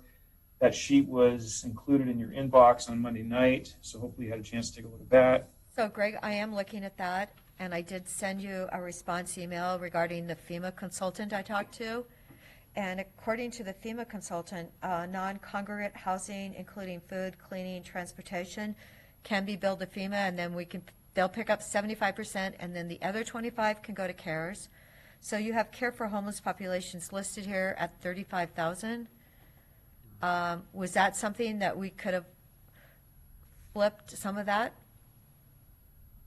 Yes, there is. And I've actually had a conversation after your email. I got on the phone with the FEMA consultant, and one of the questions I had for her was, how long does it take for reimbursement of FEMA dollars these days? And there has been concern that it's a very lengthy reimbursement process, but she confirmed that has been shortened. I don't yet know what that means, but she's reaching out to a couple other counties who requested funding through FEMA, and she's going to get back to me, and I'll get back to you with what that number is.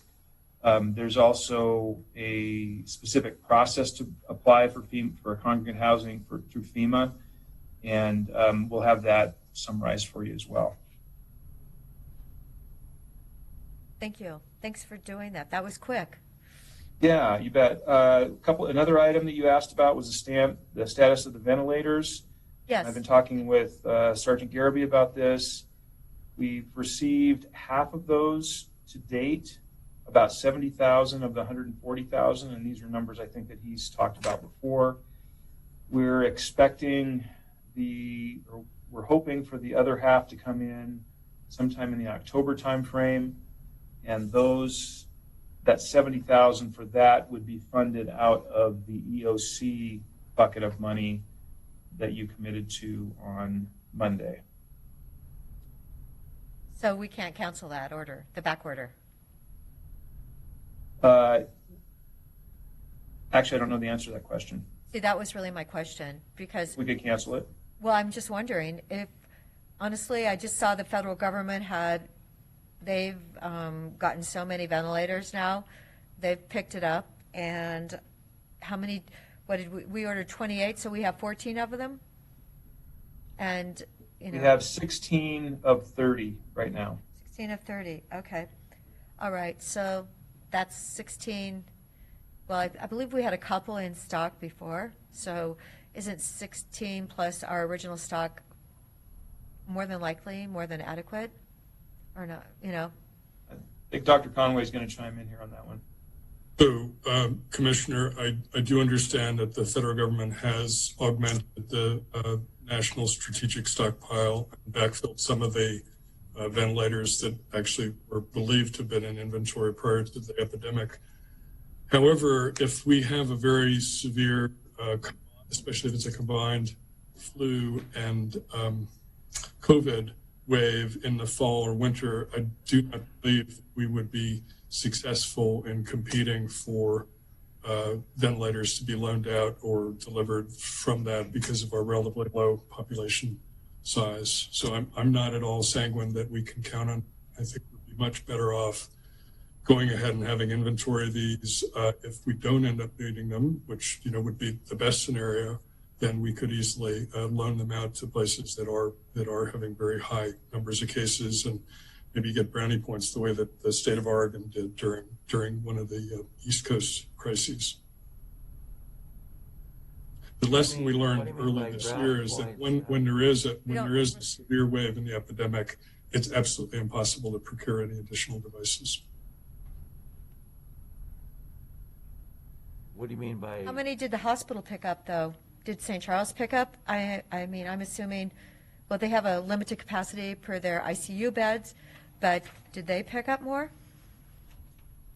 I believe their acquisitions were quite modest. Nathan Garabay is the one that tracks that. I don't know if Nathan is on or not. If we get all 30 of these, are they things that we then lease out or let out to the medical providers? I assume we don't use them, right? Yeah. So some of these are, the majority of them are transport style ventilators that have multiple uses, including for EMS, et cetera. The intention is not for the county to use them. It's as part of our emergency response function, having some inventory to help with surge. And once again, this is one of the leading items that local governments are being encouraged to apply CARES funds for. I mean, this is very, very clearly directly related to this tranche of funds. And once again, the big concern is having some surge capacity in the most critical things would be ventilators and PPE, especially N95 masks, if things get very bad. So this is clearly contingent, but we just cannot predict how bad the fall and winter could be. We do know that during the time where some of the eastern and midwestern cities were experiencing very high demand, and then of course more recently the Sunbelt cities and some of the other midwestern cities, that it's been very, very difficult to get tests, PPE, and ventilators during that time. So my advice would be to continue procuring the inventory. These ventilators are at relatively low cost because they're primarily used as transport ventilators, but they can serve very well properly monitored as regular ventilators in an acute care setting. But so you're saying the hospital wouldn't even want them then? No, that's not what I said at all. Well, you said it was a transport ventilator and somebody would have to be watching it constantly? No, that's not what I said. I said that they can be used if they're properly supervised. If you have RTs and ICU physicians, et cetera, that are following people, these can be integrated into care. Some of the ones we have on order remaining are ICU style, which are very similar to the ones currently in ICUs. The transport ventilators, there's very clear existing crisis protocols for the use of them as for regular ongoing ventilation. And there's multiple subtypes. The ones that we ordered are the ones that can be used protractedly, and actually there were many people ventilated with the transport style ones for weeks at a time on the East Coast during the last crisis. The reason that we went that route is because they are deployable as such, but they're also usable by EMS and other emergency services, and the unit cost is hugely less for them. So this is an appropriate compromise for emergency readiness, but not the sort of ideal, very high level equipage that you would for normal ICU equipment.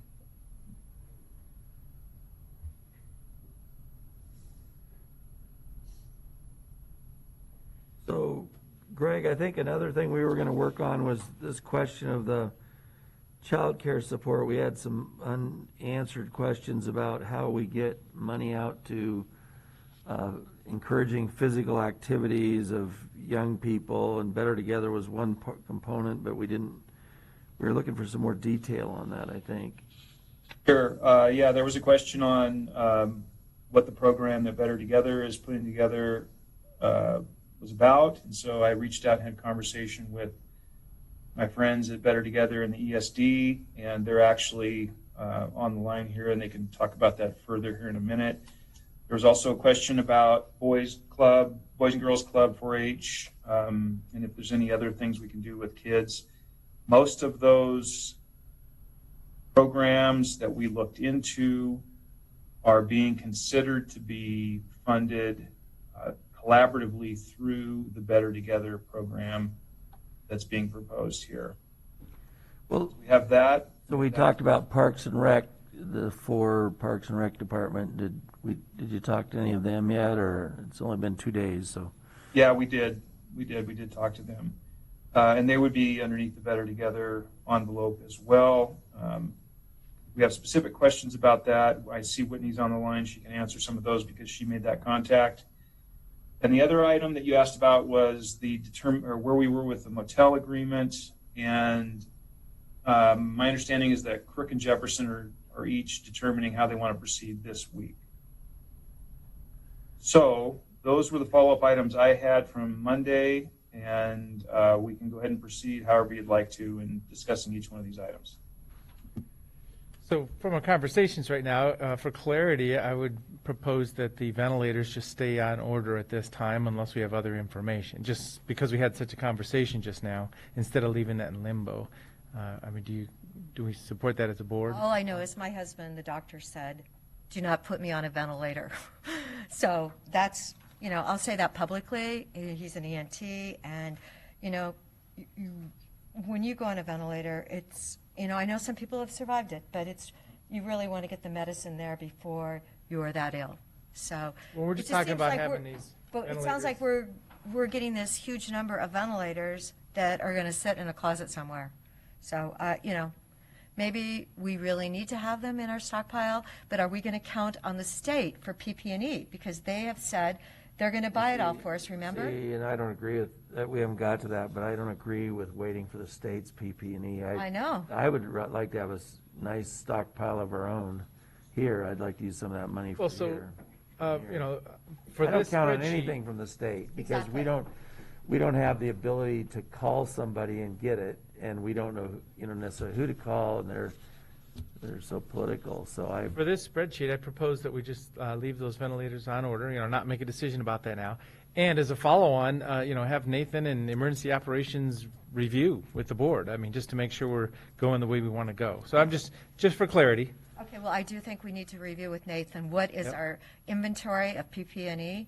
I don't like it when the states took, what is it, $105 million of our money, yeah.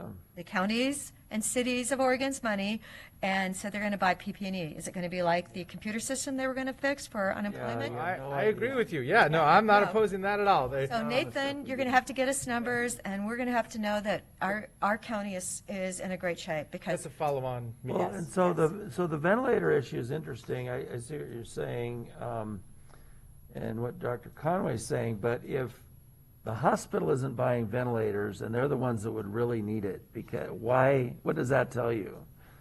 Are they counting on Deschutes County to have 30 sitting there for them? They don't have to spend the money, but we will. We have a Or- couple extra too. I think we So- have a couple in stock. Or do they have a similar philosophy of maybe they're not the best thing to use? I don't know, but it'd be nice to hear from the hospital. Because maybe if this subsides, maybe we don't need 30, maybe 15 is plenty for here. I don't have a plan to loan these to New York State, like our governor did. It didn't really make sense to me at the time because, I don't know, they had so many there, they didn't even use them all. So, I don't know.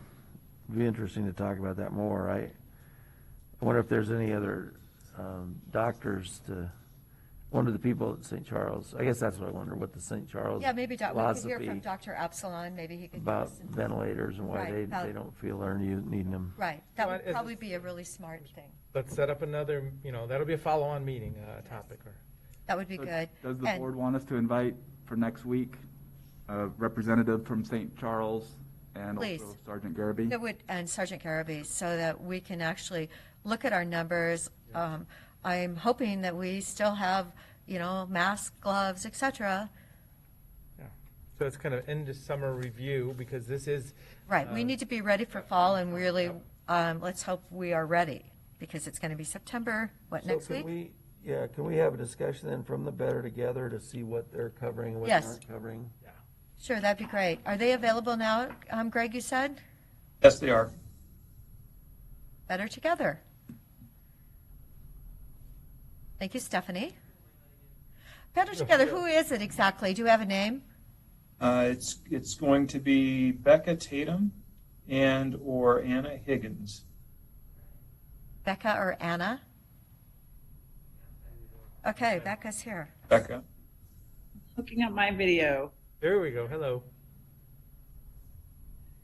Hi, I'm here with Better Together, and thanks for inviting us, commissioners. I heard a couple questions about follow-up regarding plans for school-age childcare, so I'll give you the headline. As a sort of backbone organization, our initial focus has been on providers that have immediate capacity to stand up full-day care. As you know, probably we have about 12,000 children in K-5 across Deschutes County. We are working with providers that include parks, clubs, some other kind of camp and after-school programs, and currently working with capacity of roughly 1,000 slots that will be ready to go, including La Pine Parks, High Desert Museum, working with Three Rivers Elementary, in Sisters, Circle of Friends, and we hope Sisters Parks in Redmond, Reach and Champions, Boys and Girls Club in Bend, and Bend Parks. And so our role as Better Together has been to bring together cross-sector partners, working closely with the schools to make sure You're that working with the public schools, or are you working at all with the private schools? we have begun both. We've started in our work with the public school districts in order to kind of coordinate with understanding where kids need to be. And the last top line metric I want to share is, so our focus is really our families with high need. We know that roughly 45% of families across the county would qualify for free and reduced lunch, that there are other needs that families have, in our working families, obviously, who, they have to continue going to work. And so we want their children to have a safe, supported learning space, a safe, supported place to be. So to meet those targets of just that phase one, just those 950 to 1,000 spots across the county, we are looking to raise about $500,000 for the next 2 months and another $500,000 to get us to Christmas. Obviously, knowing that we are all hopeful that our K-3s will be able to return to school, but that is still going to, for many families, leave them in a position of needing to support care a couple days a week, and or they have upper elementary. We're also working with providers that do work in outreach with middle school, and are very aware. Obviously, there's the gap between need and availability is huge, but we wanted to start with what we knew could happen quickly. So that's kind of the quick focus of my work in the short term, while also then trying to expand capacity through other community partnerships. So beginning to meet and talk with our church partners, congregations that have inquired about whether they could provide some volunteer backbone support and open up their spaces, and some other permutations like that. Obviously, also thinking about ways we can partner with workforce, partner with our traded sector and other companies to identify their employees that need care. That obviously includes medical professionals. So that's the quick outline. I'd love to answer your questions. I'm sure there may be some more details I can share. So you just said you need $1 million to run this to Christmas. Is that correct? We are aiming to raise that amount. That's to support 1,000 children. And so that's roughly looking at a metric of $150 to $200 a week cost per child. And that's a 9-hour day. So, I mean, that's actually remarkably Efficient use of funds. Yeah. And so that's that starting point. We are working with other partners. We're working closely with other sources of funding, neighbor impact. Some of our partners have received some private funds because they were already serving high need students. And we recognize this is one of those very COVID related crisis problems where the more resources we Very have, the more COVID kids we related. hope to serve. I know, because what is it, up to 11? You can't even leave that child home alone, can you? Is it 11 in Oregon? So, it's when they talk K-3, well, really, we need to go like K-6, don't we, in order to really, so parents don't have to worry. Yeah. Yeah, so the need is remarkable. I mean, we see around us lots of sort of private solutions to that, and have been in close conversation to support our partners with, obviously making sure that the spaces that we stand up and create are engaging kids in healthy activity. I know, Commissioner, you were asking about getting kids outdoors. One of the great things about our parks partners is that's their wheelhouse. That's something they know how to do well. Or other partners like Campfire, that's already a part of the programming they bring to the table. And yeah, the need is enormous. So It sounds like you're doing, at least from my perspective, exactly what we're hoping you do, which is reach out to these various organizations. When you say 1,000 of high need, yes. see, I don't think the need with parents and kids is necessarily even economic sometimes, because it's just, if you're working, you have two parents that have jobs, there isn't an option, and so it's really bigger than 1,000 probably. So we have capacity to help with this quite a bit, I think, even more than we currently were planning. I wonder if we could get kind of a layout of the kind of the plans. When you went through it pretty well, but it's pretty quick. I wonder if we could get some more information on Monday or something about that, because this is something I would be supportive of spending more, of contributing more of the money. We're a pass-through to some extent, in the sense that this is federal money, came to the state, to the county, but we're really a distributor, it's not a county goal, it's the county people's goal. And so I'd be in favor of doing more than what we'd started with here. Yeah, 'cause we If actually- you have a good program, and it really, because I think it's really an important need. So It's a critical need for our kids. I feel so badly for them when I see a little child wearing a mask, and I just think, oh my gosh, But I know their minds are sponges, and they need to actually be learning things and not worrying about wearing a mask. I'm sure that you have to have them wear a mask with the program. But so we had allocated $400,000 to childcare providers, and then only $200,000 originally. But we need to see more from your group to see what we can do, if we can pull out any money anywhere else. yeah, I mean, there's things I would prioritize this over, even ones we've already decided Yes, on. or even the broadband hotspots. So question, Becca, so Better Together is it kind of tri-county effort through the ESD, and is ESD the umbrella over Crook and Jefferson schools also? Better Together is working with, this is a tri-county effort, Yep. and we are coordinating, yes, we are working hand in hand with the ESD. The other partner we're of course working with closely is Neighbor Impact, because as we know, the childcare need is a 0 to 10, 0 to 11. And so we're really coordinating our efforts with theirs as well. So I support, let's get resources there. Let's stand this up, support as many spots as possible. One of the thoughts I have is best practices, I've talked to a couple of, Redmond and La Pine Parks District, and there's the ideas of, if we had a fund to apply to, we would come up with programs.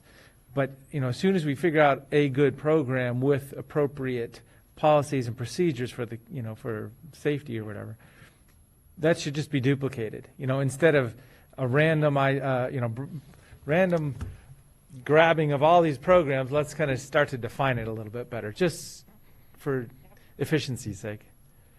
Well, and part of our goal has been to prioritize and stand up the programs that already were implementing best practices in many cases. Yep. These are programs that were running full day this summer. Obviously, there's a shift with supporting some distance learning and making sure that the academic support piece is there. And one of the wonderful things about this work in the past several weeks, since we've really started doing it in earnest, is that our provider partners are meeting regularly. Yesterday, I was on a call with partners ranging from Circle of Friends to Lapine Parks and to folks in Bend and Redmond. And that transfer of best practices is happening. I think there's folks are already leveraging their relationships, the experiences they have. And so we have, one organization saying, here's our programming for K-3. We're gonna, I'll share that with you in an email. So there's a great recognition that we are in this together as partners. The ones who benefit from this are the kids. And so we want to be sharing our resources. Great. So we could even move the money from the non-congregate, the shelter capacity money.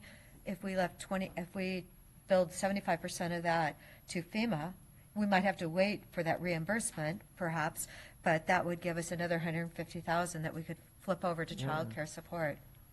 I mean, I'd be willing to commit to $500,000 if we could kind of see the outline of what you're going to do and stuff.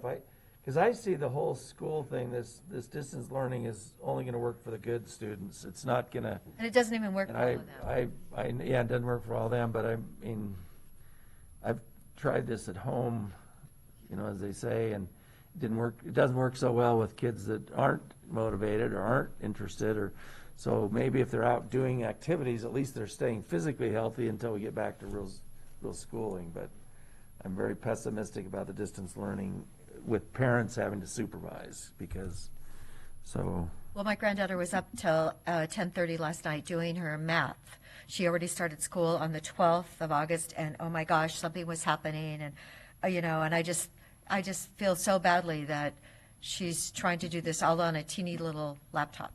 So anyway, it's. Are you guys supportive of going to a level like that? Yeah, of course. If we can flip over 150 there, and we can look at other things. So, no, this is great. So for Monday's board meeting, we'll come back with kind of a written plan. Better Together can share that with us. We could put it in the board packet and revisit this Monday. Yes. That'd be good. Thank you very much for joining us. Yes. Thank you, Becca. Thank you for having me. Yes, appreciate it. Keep having your meetings because the need, it's out there. Yes, it sure is. Thank you, Becca. Commissioners, thank you. So Greg, where we had allocated the $400,000 for the operating grants for neighbor impact for the child care, how does that pencil out for that program? Does that put that in a positive way? Is that just a drop in the bucket? Might be the same dollars as Right. I Neighbor know. Impact working with Better Together. So that's another. The rest of the conversation is. Well, I thought they were going more to providers, like Right. Daycare providers. Daycare. But they could be splitting it too, is my thought. Daycare providers, and then maybe this would be a good investment from their point of view. The 0 to 5 would be the child care that really, that's where they have to go.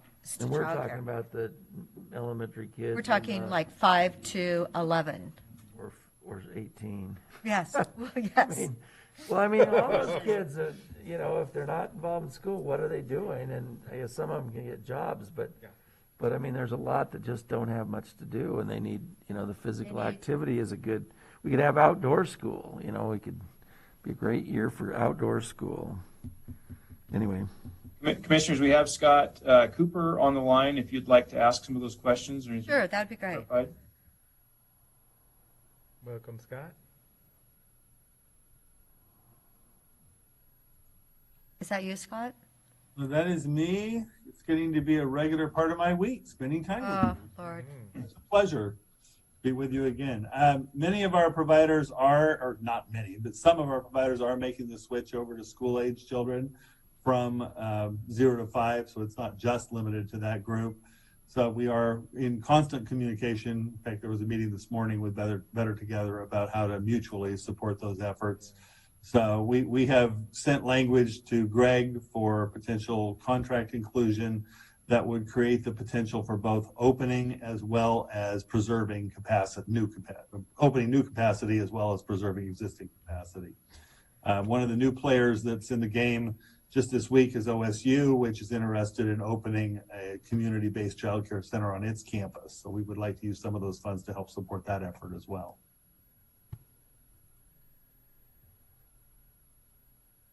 What age are they looking at doing? I believe they're looking at the preschool area. Preschool? I don't think their 18 plans to are 24. the 0 to 5. I don't Okay, guys, think let's be they're- serious.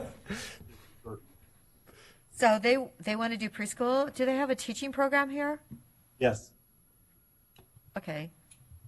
So it would be an opportunity for a lab as well as a program.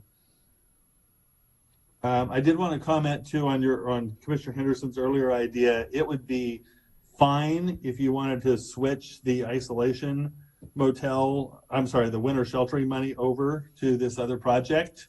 That is going to be difficult to get it off the ground by December 30th. We'll have to prepay a whole bunch of expenses on that one.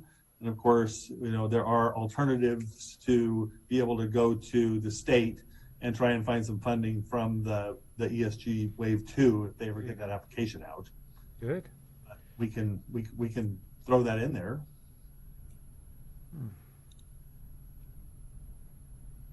Okay. Well, good. Well, it sounds like that. So does, Scott, my question was though, is 400,000, what does that do for childcare providers? Does that get us whole at all? Are we still we're still talking about 30%? What is the effect? I mean, okay, so Becca just told us she needs $1 million for Christmas to run the programs. So what that would do is provide a subsidy for them they would be required to sign on to a contract that they would continue to operate for at least 6 months after they got the grant, and it's buying slot space that they won't be able to fill due to the requirements of social distancing, or at least partially buying that slot space for them. So it's just backfilling the holes because they're running at about 50% capacity due to the social distancing restrictions. And Sort that of like doesn't the generate restaurants, enough then, you're income to saying. keep going. They can only run at 50%. It's similar to the restaurants where if their space is such, they can only run at 50. Right. Okay. Well, yeah, I wouldn't, I thought that was a good number we started with. I wouldn't want to diminish that to go to the Better Together, but I'd look at some other things.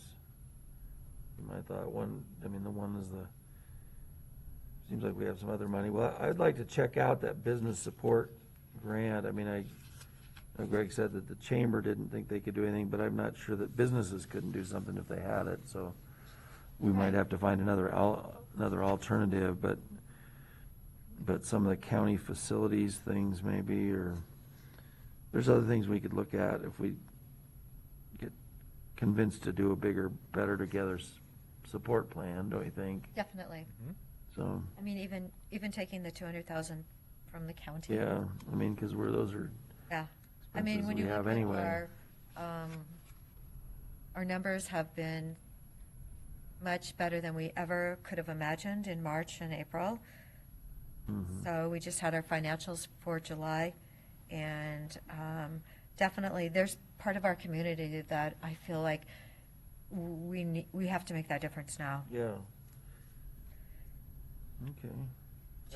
Too many young children in Deschutes County will be seriously impacted if we don't step up. Well, and give those programs confidence right now that there Yeah, will be funding. yeah. So I don't know if we want to, kind of publish any numbers today or just kind of get ready for Monday. I think we should get ready for Monday. I think that they should come back and I actually was very happy that she said that they're working with church partners too, because I know there's some church groups, and because we're talking social distancing, more space, I think the entire community needs to pick it up for the kids. Just kind of like they did at the 4-H auction, where a lot of the community came in and made a difference. Okay. So we'll have that on our agenda Monday then? Yes. Good conversations, good feedback. I want to thank the folks that joined us Yes. today. Thank you so much, Scott. It's so nice to see you. Scott. Commissioners, we have a couple more updates if we have some time. Yes. One is a little bit more information on the broadband hotspots. Chris Weiler's on board. And then Sure. also one of the updates that just came in just about a minute ago is some feedback that we received from conversations with 4-H, and Whitney has that. Great. Okay, We can probably start with Chris. sure, Chris?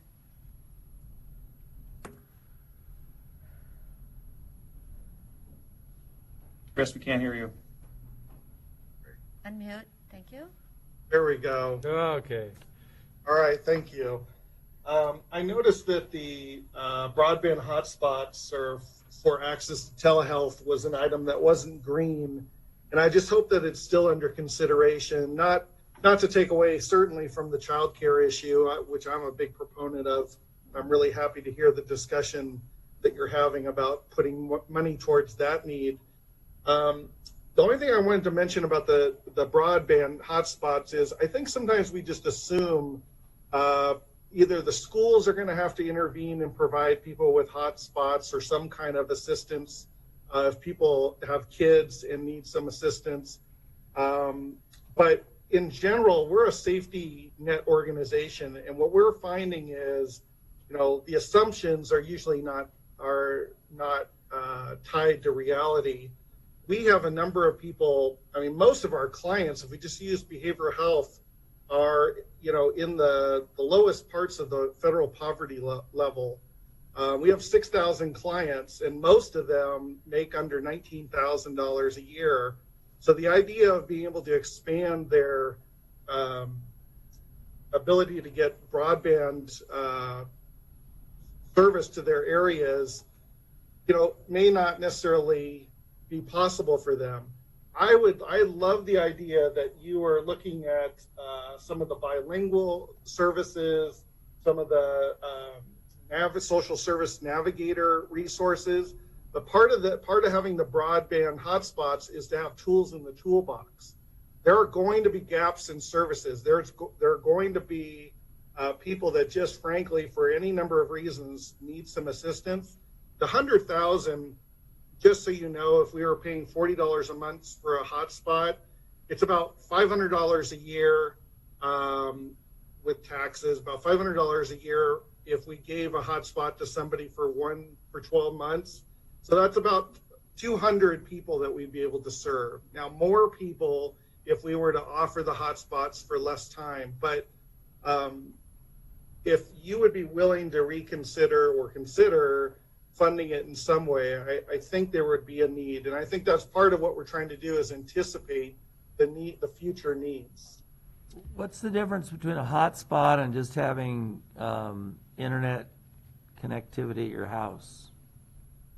Well, so everything is a different situation at home. So I'm not quite sure how we would manage going through the process of determining whether or not somebody had the right speeds at their house. The thing about a hotspot, so there might be incremental values going through upping the bandwidth through then broadband, for example, but that might turn into kind of a logistical nightmare trying to figure out what's going to best work for each home.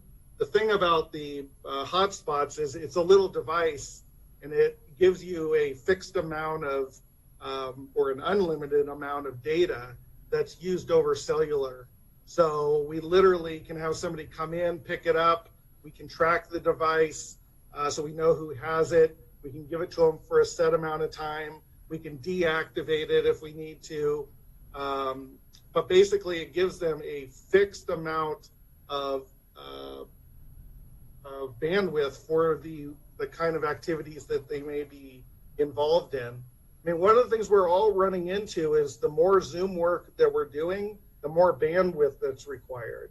And these hotspots seem to have sufficient bandwidth, which it makes it ideal to be able to just provide a hotspot to somebody because you know that they're going to have enough bandwidth for what they might be involved in. So this is something you buy at Best Buy or something? We get them. Yeah, Commissioner, we get them through Verizon, and for example, as all of these county employees started working from home and they didn't have sufficient bandwidth at home, we were providing them with a hotspot, and that seemed to do the trick. And so we're imagining doing the same thing with the public.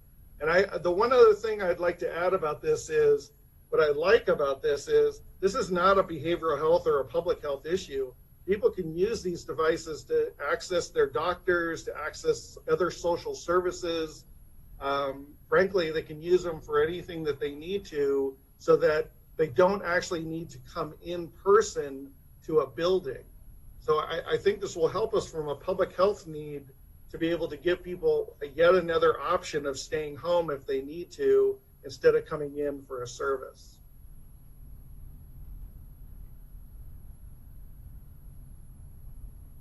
So you're saying this would serve 200 hotspots, which cost $500 a year? Is that the basic point? That's correct. We basically pay $40 a month, so it's $480. There's going to be taxes associated with it, so around $500. With $100,000 allocated, that would give us at least 200 people that could be served. But like I said, more could be served if we reduce the amount of time. The estimate I gave you for 200 was based on giving it to them for 12 months. Then they're going to expect it the next 12 months, are they not? Well, if we're still in the same COVID situation, we can revisit the issue. If the COVID situation is not the same, then I can't imagine that we'd be continuing it. I'm asking this question because I'm not even familiar with it, but so right now at my house I could do phone internet, I can do cable internet because we have cable there. I think you can do satellite internet, but I'm not really sure about that. And this is like another alternative through Verizon and it's a gadget of some kind that you buy, or the piece of equipment that gives you that capacity. Is there an amount of data per month like a phone has, or is it unlimited? So the size of the device is about the size of a cell phone. It's actually a little bit smaller, and you just plug it into a regular electrical outlet to be charged. And it's a cellular service that basically provides a Wi-Fi signal out to the world. So for anybody that doesn't have Wi-Fi or has terrible Wi-Fi or not enough sufficient Wi-Fi to be able to get onto Zoom meetings or other things that take up more bandwidth, these devices we've proved out actually work pretty well. And the amount of bandwidth, I can't remember the amount. It's capped at a certain point, but even our employees are using them, and there's sufficient bandwidth for that fixed price of $40. So I can't imagine anybody having a problem with the amount of data that would come with the device.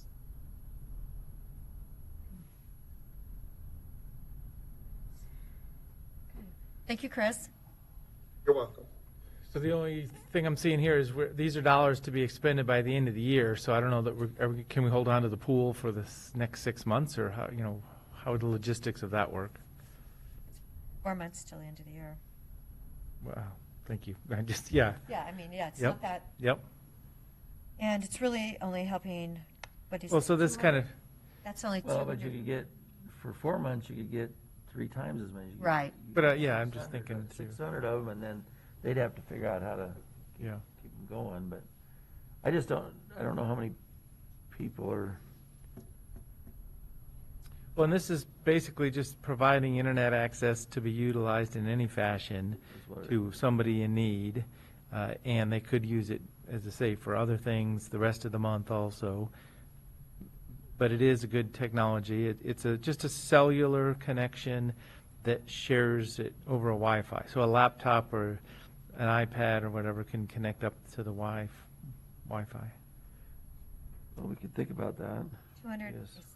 I do for less, because helping 200 people when we have a population of 195,000 seems real. Well, he said being able to 6,000 clients. I think he's wanting to do it for the 6,000 clients that our health department serves, that find the 200 in there that don't have it, or that's 400 or 600, whatever. Well, and if somebody's in a contact tracing scenario and quarantining, this may be just a really nice tool right now to provide access and connectivity to somebody. So I support it in some amount. You know, their request is 100. 100 is, I'm not opposed to that. It could be less, whatever. Another option is it would also help with school, children doing online school. And so one option is to make that a criteria, or we could rank the people that need them. And if you have a child at home that needs to be online school, then you go to the, higher on the list. I mean, it's interesting because, as I say, my wife's doing this, a Verizon reseller store in southern Deschutes County. Pretty much everybody has figured out how to use a cell phone, how to have connectivity. This would provide paid for, reliable connectivity, but everybody knows what connectivity is now, Most everyone. Well, there aren't many kids that don't. That's Well, yes. very much live most on everyone, these, yeah. so. Yes, the Oh, kids are a whole This is nother game. professional, reliable. Okay, well, I'm open to I'll think about it. That's the first I'd really understood what it is we were buying, so that's good to Yes. know. It's not a, what is the grandpads or whatever those? Yes. They were getting for some people with the grants. Okay. Maybe we could apply for 20 grants from the Health Council for $5,000 each, and we could do that. There you go. Hey, Chris, that would get it done. Okay, we're done for now, or our lunch break? Greg, are we good then? We're good. We still have Whitney on the line to talk about 4-H. Oh, sure, Whitney, can you pick that up? And just two other quick points is Ken from COCC is on the line to talk about the capital formation item. And if you're interested, Lee, facilities director, is on board to talk about our facilities. What's capital formation? Oh, that's the COCC Oh, yeah. class. Yeah, okay, well, let's roll. 'cause Okay, we're Whitney, do you want to in daylight. tell us about 4-H, please? Yes, definitely. So in response to the board's inquiries on Monday about if 4-H is standing up any additional youth programming in response to need in the community, I spoke with Candy Botham this morning, and she indicated that 4-H is looking at standing up additional programming. They're planning small group workshops to keep young people engaged, and they're also planning ag in the classroom sessions for parents and teachers. They are in need of support to be able to offer those programs, and I explained to her kind of the parameters of funding that the board is currently considering investing, and that dollars would need to be spent by December 30th. So I think by the end of today, we'll have a formal kind of proposal from 4-H in terms of what type of an investment they're looking at and the types of outcomes that would be generated. So perhaps that's something the board could consider when you continue your discussion on Monday as it relates to childcare and youth programming. Great, thank you so much. Thanks for reaching Yep, Candy. thank you. Ken, you're available to speak on the capital formation? Yep, absolutely. So I'm the director of the Small Business Development Center, and of course at COCC, where we offer a series of courses and advising throughout the community. And as you can well imagine, with given the pandemic and what's happened, of course, with many of the shutdowns, the demand is quite high for our services. So what my request is really for three different things. I'm not sure how it ended up as capital formation, but it's really for serving three different purposes. We're offering new content and courses that are really designed for businesses affected by the pandemic and being shut down. So how do you re-engineer your business during the pandemic? Where we're actually taking a course and combining it with our advisors, whereby they work together to redefine their business plan or make some other decisions about what they might be able to do differently, as one example. Second thing is we're also working with Ben Chamber with their business resiliency grants, as they have requirements for people to work on their business to funnel them through COCC SBDC courses. And so what we're looking at is developing that content, paying the instructors themselves, as well as looking at scholarships for those affected businesses. If they're shut down or they're half their capacity, they may not have the financial means to be able to pay for it, but these funds would help cover that. And then the third piece of this is all centered around our reach. As you know, there's between 5,000 and 6,000 small businesses in Deschutes County. Right now, we have serviced somewhere between 500 and 600 through the first half of this year. By the way, that's double what we normally do. And so this is actually, again, trying to reach more businesses that still aren't familiar with our services. And how do we get our message out there to them so that they can come see us? We don't charge for our advising. We do charge for our courses. And that's really where we get most of our income from for the SBDC, is from the courses itself. Ken, what is your last name? That chart? Okay, great. Thank you so much. You bet. Ken, I really like your idea of the course on re-engineering your business, because I think that's really practical to a lot of people. Is that something you've kind of already created a syllabus for, and do you have a schedule for when it's available, or? Yeah, so we're working on course outlines now. We would offer it somewhere between 3 and 4 times between now and the end of the year. So we'd have different cohorts, one each month. First class is really designed for the second half of September. And then we also have some other courses that are designed very similar for these kinds of businesses. What businesses are also finding is they're not good about understanding their financials, or they're not good with marketing, or they're not good with even writing a business plan to begin with. So we're created courses. We're seeing this demand for courses around finance and accounting for decision making is the course we're offering. And again, we're bundling them with advising to say, all right, you've always run your financials through just a checking account. Now we're going to help you put them into creating a P&L, creating a balance sheet, understanding what kind of capital you actually have, and that kind of setup. Same is true for marketing for growth, right? For some of these businesses, they haven't really had to market, and now they're trying to figure out, how do I really do marketing? Whether that be opening up a web retail page, or even creating a website, or whatever the media channel might be. We've designed a course as well as a series of advisors to help them through that process. It seems like, too, another, besides marketing for growth, is just marketing for survival, I would think. Because a lot of businesses, like you go to downtown Bend, they're pretty dependent on tourists as a chunk of their business. And I don't know if tourists are buying much stuff when they're here as they are going hiking and the river and stuff. And so how do you lure people back in? And I think a lot of people, even that have the resources, aren't buying as much as they normally do, because we're in this frozen mode. And so unless it's something for your garden or your house, you're not buying it, it seems like. Yeah. So. We actually thought about calling it when the summer season feels like winter. Yeah. We didn't really think it would be as positive as marketing for growth. You know what I mean? Wouldn't you also, if you had these classes, we have an item 4 about business support grants, you would also find people that in those programs that could not only use your classes, but they could use additional capital or cash just to help implement what you'd come up with, like new marketing plan, or how to do monthly balance sheets. That would be a way we could actually figure out some people that would be good to pass money on to as well. Well, certainly there are businesses that maybe they want to create a website, but they don't know how to create a website. So could you create grants around services for those kinds of things, right? Yeah. Yes, that's certainly a possibility. We haven't explored it as much as we could, but yeah, there's definitely that need. Well, I'm tying it into something that's on our sheet that isn't probably on yours, but that we've talked about additional business support and how we'd find it. That'd be one avenue of people taking these classes, possibly. Mm-hmm. Yeah.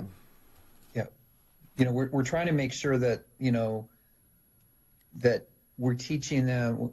I'll give the infamous teach a person to fish versus giving them fish, right? Let's create them some skills that they can take for a lifetime, not just during the pandemic.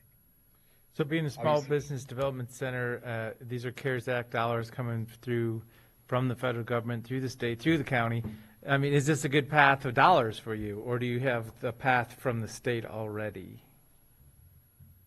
So we don't have anything from the state. We did receive a little bit of money from the CARES Act 60 days ago, 70 days ago, that allows us to spend through September of next year. So we're earmarking those dollars for some advising as well as some other things. They're quite restrictive, honestly, so I'm not sure. For instance, they put some restrictions around what kind of courses can be taught, as well as can they be taught for tuition? So they put some, my point is that they put some restrictions on them that we're kind of questioning. Are we really going to be able to spend them all between now and next year? Well, and we may be these may be the same dollars generally. Yeah, actually, the CARES Act tend to be different than the CRF dollars. So there tends to be less restrictions that the SBA didn't put on these dollars. Okay. That makes sense. Great. Anyway, so if you have any other questions, please let me know. Happy to answer them for you. Thank you. Thank you so much. Thanks for joining us this morning. Thank you for the consideration. So we have one more item here. If you'd like to hear from Lee at Facilities, Sure. summarize those items that are on the list there in column D. Okay.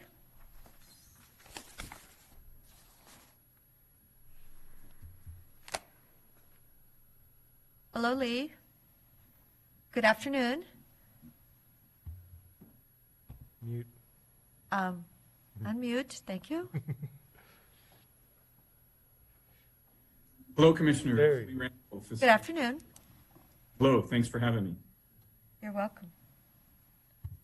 So briefly, there's 3 areas that we're focused on in facilities.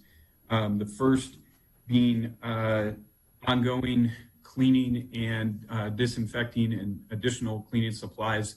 I believe that's captured under one of the earlier categories.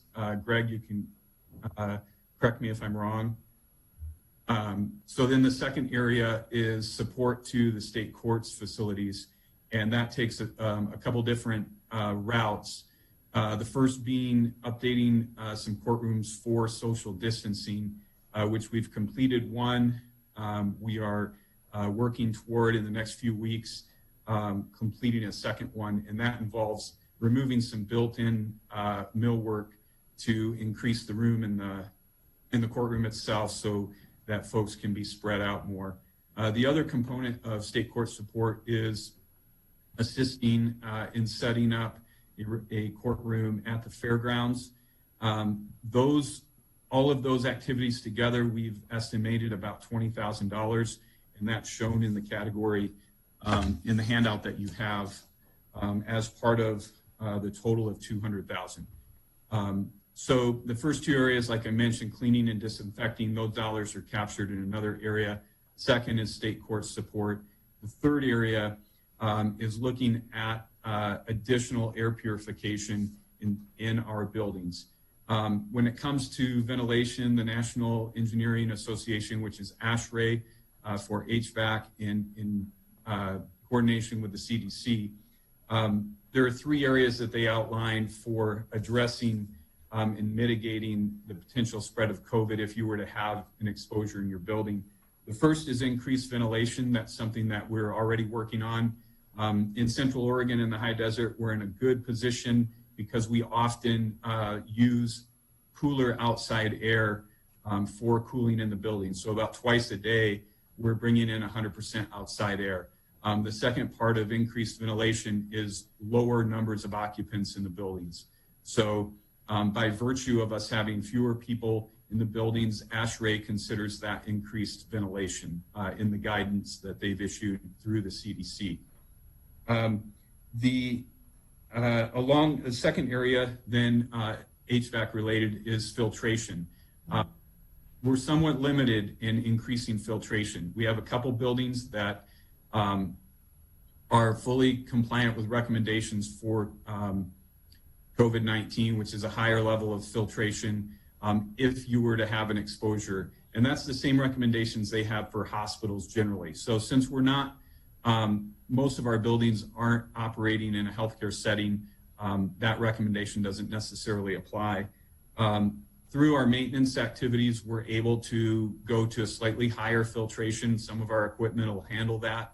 And as we do our quarterly maintenance, we are stepping to the next higher level, which would capture, currently we would capture between 20 and 70% of the size of particles that are related to COVID-19. And a higher level of filtration would put us to 50 to 80%. We do, as I mentioned, have a couple buildings that are already at a higher level. And then finally, air purification. So the budget estimate that we included for that additional $180,000, that would be to install air purification technology. We've broken out those budget estimates by types of buildings, with 4 different types of buildings that we operate. One would be residential, such as juvenile detention, the adult P&P work center, the recovery center, areas like that. Second category, health clinics or childcare, and areas such as the annex, for instance, or the Wall Street Services building, where we have some clinical services being provided. The health services building at Courtney with the new system, that meets the recommendations by ASHRAE for filtration. So we're good in that regard. The third category, public safety buildings, and then finally general offices. So among that $180,000 budget estimate to install additional air purification, we've broken that out into 4 categories. But like I said from the beginning, our buildings are really in good shape. This represents a higher level, a precautionary measure that would provide a greater degree of assurance that we didn't have some kind of transmission through our HVAC systems. Finally, we have installed as a kind of a test project a few of these units. We're working with an indoor air quality consultant to come up with a testing protocol. The thing with this type of technology for air purification, there's not a national standardized method of test. And so we would want to make sure and do our due diligence to know that we are achieving a benefit from the installation of these units. So, and then the second part, that caveat, is that availability as we go forward could become limited. And so installing them in all areas, one, it may not be critical to do so. 2, there may be a shortage of units at some point. And that's why we've kind of organized this in 4 different groups if the board were to choose to go forward with this. And then, as I mentioned, we're still working with an indoor air quality consultant to make sure that we've done our due diligence, that we're going to achieve the benefits. Chair Adair? That's kind of the summary for you. I'm open to any questions you may have. I had a quick question, Lee. Would these air purification systems assist with smoke in terms of keeping smoke or reducing the amount of smoke particles in buildings? Yes. So per the manufacturer's specifications, these they also would reduce outside odors, mold particles that are just naturally existing in outside air, pollen. So the effectiveness would be would extend to other contaminants. But like I mentioned before, our filtration systems in our buildings do a really good job of reducing what is already an ambient outside air. And so typically when we've done a comparison of outside air testing to indoor air quality testing, the reduction that we're already achieving with our filtration systems is very high. So just to repeat what you said the Courtney building actually meets with the new HVAC systems. So are they at a 50 to 80% particle stop at the Courtney building? The Courtney building is at 90% plus. So we all want to go and move over there. Is that what you're saying? 90% plus. And one thing to consider is that there's a few different things happening that all work together to mitigate the possibility of transmission. One is dilution, which happens when we bring in outside air. That's happening in all of our buildings all of the time. The second part is filtration. The standard filtration systems that we have are filtering out a percentage of those particles. And then the third is occupancy levels. As the occupancy levels in our buildings remain lower, that has a net result of increased ventilation as well. Okay, great. Thank you so much, Lee. Thank you for those, the breakdown and the details. You're welcome. Do you have any other questions? Well, just an observation, it's great you're able to trace it back to CDC guidelines for what we're dealing with here. I mean, I didn't understand that till now, because I know that there always could be, you know, investments or improvements, but yeah, it's nice to know that this is kind of mapping it right to national guidance. But CDC guidelines have, like, changed how many times? Wear a mask. Well, but- Don't wear a mask. Yeah. What guidelines are these? You know, like, they, Just you know, best it's okay to practices go out in guidance, public. yeah. No, it's not okay to go in public. So, yeah, it's like, okay, good. I'm glad to know we're going with the best. So thank you. And Greg, is there anyone else we need to hear from?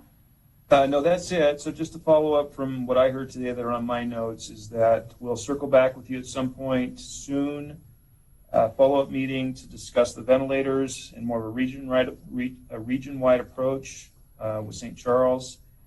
And on Monday, we'll come back to you with the same list with a more detailed, specific plan and presentation from Better Together, and also the plan from 4-H. Excellent. Sounds like a lot of community feedback where we can get the money out to make a difference in Deschutes County is Great.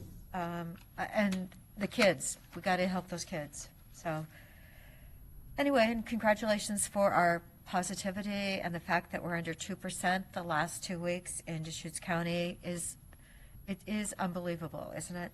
So thank you. We're now going to adjourn until 1 p.m. when we will be meeting again, bringing up a couple more afternoon issues. So hope we can see you at 1 p.m. Thank you, Stephanie.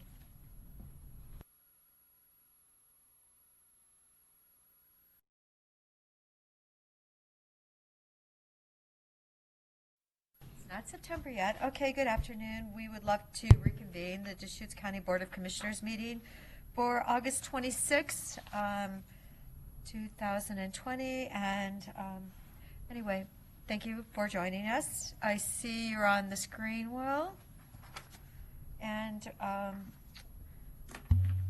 am going to need to make a comment. I know Whitney's going to send me the technical terminology, but just to let you know, no, OSU is not doing childcare. So there's something else they're doing, and I will get you the right wording, but apparently they've had several calls, and I do need to clarify that. So if you're watching, wait for that clarification this afternoon. So Will, you want to take it? Yes, please. Good afternoon, Commissioners. This is the time set for continued deliberations on the Thornburg Golf Course Site Plan. That's file number 247-19811 site plan. It was appealed under 279 appeal and 282 appeal. At the board's August 20th deliberations, the board had invited a draft decision to see how the applicant's proposed approach to several issues would look in decision format. This is presented to you in your packets as document number 2020-579 and is intended to support you in your continued deliberations. As annotated in this draft, there are 3 areas which the staff believes the board likely needs continued deliberations. There may be other areas in this draft or in the deliberations generally to which the board wants to pay additional attention. Staff, with your permission, will start with these 3 issues, work through those, and then see if there are additional areas of concern for the board. Will, I did want to say something. I noticed Yes. we've had different spelling of the Thornburg, and apparently in the document it is identified with a GH on the end. So there's been like inconsistency in county documents. I've seen it, and so I'm just wondering, is it the GH? If you look at the bottom of the page, like the documented pages, it is with the GH on the end instead of just G. GH. And it is, and that, I've got to apologize that for commissioners, that's my doing. I feel like the word should have a GH on the end. It does not. So It I'll does take not? that as a, Oh, no. it does Because not. I went back to old documents and found it where it did have a GH. Did it? We just have to have the applicant here nodding yes. Is it GH or is it just Yeah. G? It is G-H. GH. Yes. GH. Yes, because I For was, all this, we're trying to figure out how to spell it. no, I mean, this was so, sorry, Will, I didn't mention that earlier, but yes, okay. Okay, so this is good to know because I was confused about that as well. So I'll, to the extent we proceed with this draft, I'll take that as instructions to globally include the discussion to make it the draft to make it a GH versus just a G. Great, thank you. All right, thank you for your attention to that. All right, so with your permission, I'll proceed to go through the 3 issues that staff had identified in that draft, and then we can, if there's further board issues, we can delve into those as well. All right, so the first one I want to take a look at here, I'd like your direction on, is on page 6 of the draft. That's page 6 of 16, and it has to do with code section DCC 113.080. And this section deals with substantial changes from the conceptual plan. And this is the way the code ensures that later steps in the resort process, such as this golf course review, comply with the approach laid out in the master plan. And so the draft before you includes 18.113.080 findings in order to match the board's approach to this section that was used in the tentative plan decision. And the board and the draft concludes that there are no substantial changes in the golf course site plan from the original CMP proposal.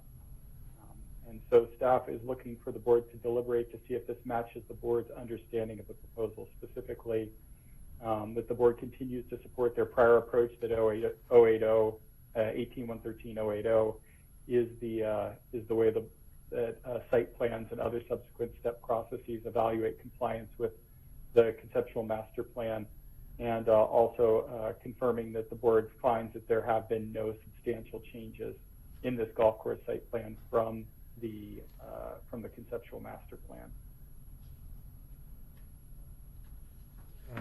So a few words.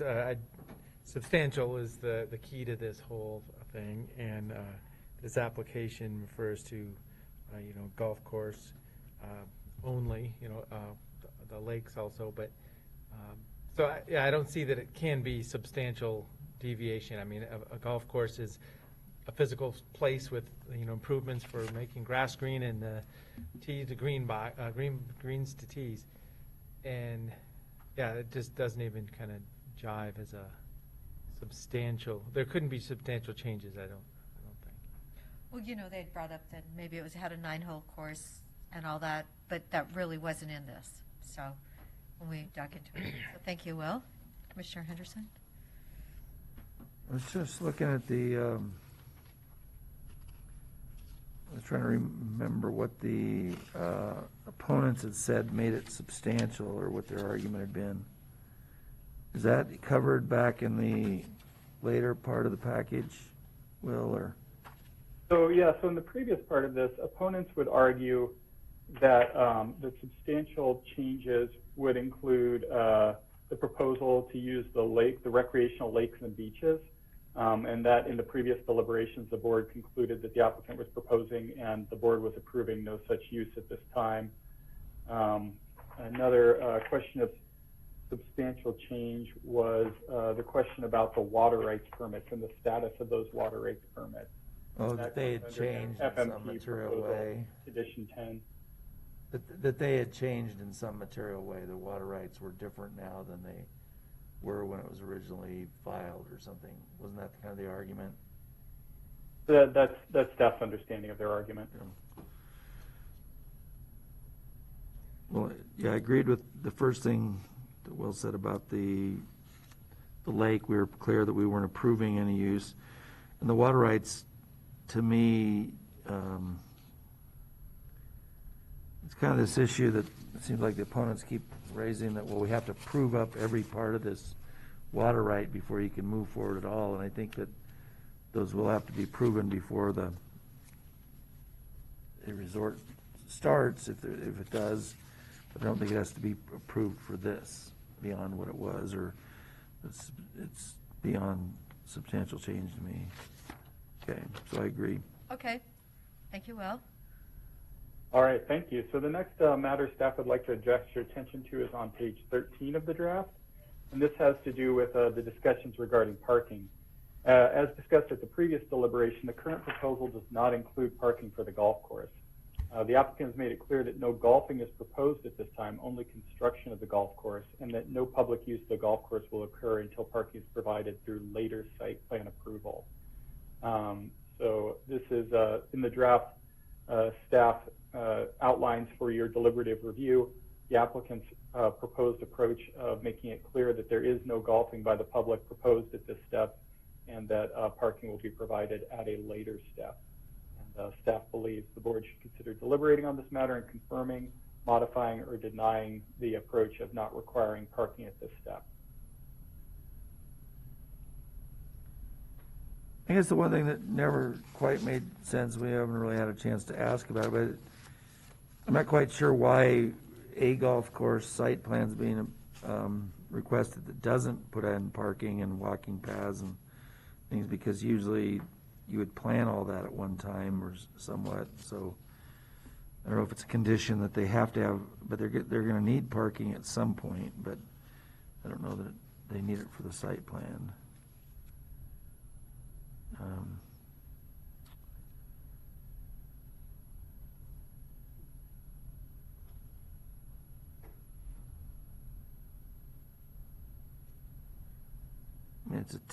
They kind of rely on a technicality that applicant does of, well, the golf course doesn't need it because there's no buildings, but to me that, there are golf courses that don't have buildings that you can go out and, you still have to park somewhere, so.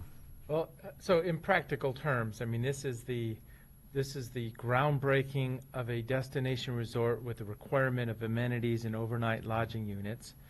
So having a green grass, something to view, is kind of the stake in the ground of a development. So, I'm just trying to kind of verbalize what I think the step is here and how I could support the fact that this golf course with green grass can be developed without the amenity of public golfing, parking lot, clubhouse. So, and there's a parallel here. I just am envisioning neighborhood development in La Pine right now. There's a mound in the middle of a large field now that they just put grass on and some trees on before anything's sold, or there's no houses there yet. But it's a sense of accomplishment, now that there's something there.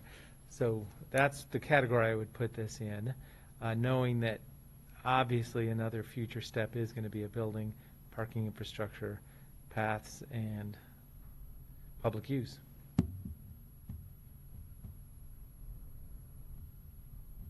So I support not having a parking requirement at this time. I do also.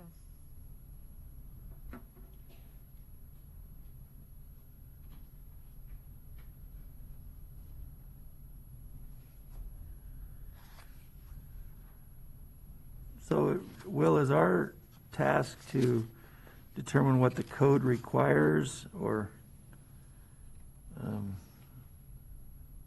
So the draft findings, so effectively what you're determining in deliberation was there was some dispute among the parties, including staff, about the effect of 18.116.030. The applicant had read that section to suggest no buildings means no parking, and staff had come in the prior deliberation and argued that would be a dangerous precedent to set, because there are a variety of uses that don't have buildings, that plainly have people attending by vehicle, and such as food carts, public parks, other things, and it would be dangerous, for, at least in staff's opinion, to set a precedent of not requiring parking in this case. So staff had recommended the board refute that argument that says that no parking, no building equals no parking, but instead take the approach that because the golf course is proposed for construction at this time but not public use, to make that finding, and then basically recognize that a golf course that doesn't have public attendance doesn't need parking spaces until such time that it would actually have the public out there. And it's staff's understanding that the applicant intends to provide these as part of the clubhouse development. Well, it is a condition that to build the golf course, they have to put parking, right? Or are you saying they could build a golf course now and without any parking? That's what they proposed, and that's what the draft acknowledges. If you look at the last sentence on page 13, yep, as the applicant proposes, the site plan approval allows construction of the golf course only, not use of the golf course by the general public, which will not occur until after parking has been provided. And it removes on page 15 one of the conditions of approval for the off-street parking then. We're taking out E. That's correct. Condition E is removed. We're taking out E? Right, which that was a condition that said off-street parking prior to initiation of use of the golf course and lakes. It must apply for and receive approval for. And why are, just as a practical matter, why aren't we leaving that in? So staff is, in this draft, staff took note of your approach in other deliberative issues where a condition of approval that simply reaffirmed what the proposal stated was found by the board not to be necessary. So in this case, because the proposal expressly does not include use of the golf course by the general public, strictly speaking, there's no requirement that a condition also reinforce that. Condition 1, which states that the approval is based on the application, site plan, specifications, and supporting documents, and that any substantial change would require a new land use review. Staff believes that that provides enough fortification should there be golfing out there to say, hey, you know, this golf course was approved for no public use, and here we have public use. That's a change in what was proposed. Therefore, you're in violation of this. You know, there's no, staff doesn't see there being any harm in a belt and suspenders approach to having an explicit condition, which was condition E, making clear that, but from staff's experience in code enforcement, it wouldn't appear to be strictly necessary for the county to enforce should the developer start golfing out there prior to parking being provided. I guess the only thing that I'm familiar with that's kind of like this was Remington Ranch, which is in Crook County, where they built 9 holes of the golf course, and then the whole resort never got finished. It was, you know, expensive. I don't know what's become of the golf course, or if, I guess it could become used by a private party if they wanted to somehow, but yeah, I don't know what to say. So if the board would prefer the condition E on page 15 could easily implement this, and I would propose that you would go with the condition E unstricken, but remove the reference to the lakes, which have been previously removed from the proposal. So it would read just the same as condition E reads now, but just and lakes would remain stricken. Yeah, I think that makes sense to leave E in without the lakes were mentioned for the golf course. So then I would agree that it would work with or without it. I guess that my conclusion is it would work with or without it, because this is a reference to the next step. Right, yeah, when they, well, actually, it's, yeah, the site plan, I guess, would allow it to be built, and then the public use would require the site, another site plan for parking, the golf course.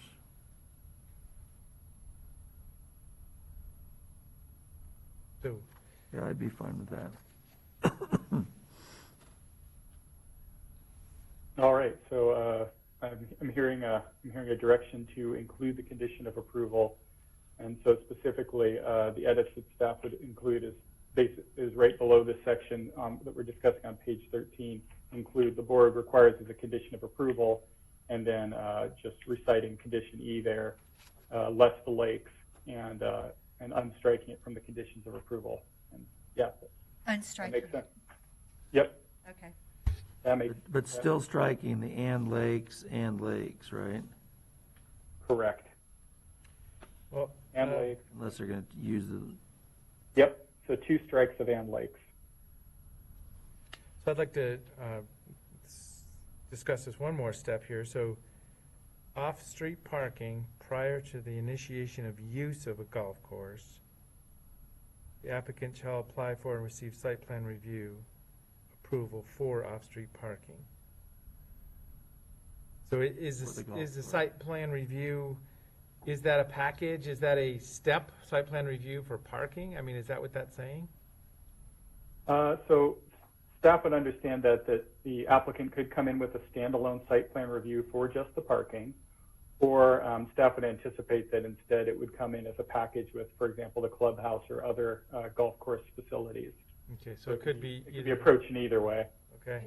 You would think it would go with the clubhouse, but honestly, if they wanted to open up the golf course early, they, could just go as is, I would think. Yeah, they could come with just a standalone. Under the condition as written, they could come back with a standalone package for just adding parking to the golf course prior to any other facilities. So either way, it's a reference to the next step, but it's also kind of just like you said, a belt and suspenders saying that you have a golf course, but the use isn't initiated. Yeah. This will hold on to that. I guess that's how I see it. All right, thank you, Commissioners. So the final matter to which staff wanted to direct your attention is on page 14, and this had to do with rebuttal documents. The applicant filed objections to a number of documents submitted by opponents in the rebuttal phase of the post-hearing open record period.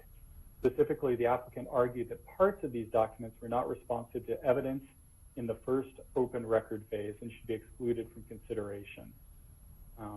So under county rule and state law, these post-hearing record periods have specifications on when and what you can argue, and staff shares the applicant's understanding that in the rebuttal round that the material submitted during that time has to be responsive to material submitted during that first week of open record. And they argue that that several of those submitted materials in rebuttal should be rejected by the board. As a backup, the applicant requests the board to evaluate these arguments. So the applicant's requesting first that the board reject the arguments, and then in the event that some of these rejected arguments find life on appeal, that the board address those arguments directly. And so the applicant's approach to this for your deliberative review was outlined in Exhibit B to this decision. So those would be, if you'll see in the decision numbers to page 16, Exhibit A numbers then to page 22, and Exhibit B has 6 pages at the end of the packet, under which each of the potentially rejected materials are discussed in depth, and then also the merits of those arguments are discussed.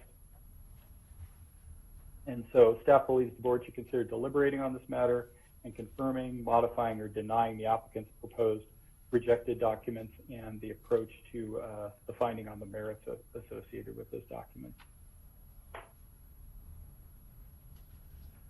So to do our analysis of this, we have to know what the applicant submitted and then what the opponents submitted after that, and see if what the opponents submitted talks about what the applicant submitted? That's correct. And really, I think kind of the key focus of this debate comes down to the course. One of the main thing that's being debated has to do with the necessity for reservoir permits and other matters pertaining to the lakes. And the opponents to this have hinged their ability to respond to lake issues to an applicant's submittal in the first round period where, while discussing the lot of record issue, so it was discussing a completely different issue, the applicant attached the original CMP as an exhibit to that discussion. And the opponents latched onto that and said, well, that CMP has the word lakes in it, therefore we can talk about lakes. And the applicant has argued, as laid out in the Exhibit B, that's too tenuous a nexus to have an argument on that basis. However, in the event that should the board conclude with the applicant on this matter, that in fact that does provide a nexus to talk more broadly about the lakes in rebuttal, the applicant has proposed findings that are laid out in this draft to support your deliberations, how they believe that those arguments should be addressed. Specifically, that the reservoir needs no further permits, and there's certainly nothing in county regulation that requires that the reservoir permits be obtained separate outside of the process that the applicant's already pursued.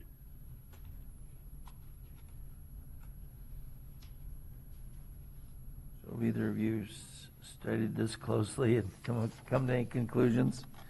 Just the attachment with its references, because every time there's a reference, each document could be looked up. So, I mean, I haven't cross-referenced and laid everything out, but that package of pages hangs together well. This is kind of my terminology. But so, yeah, I mean, we could study it for days and then, yeah.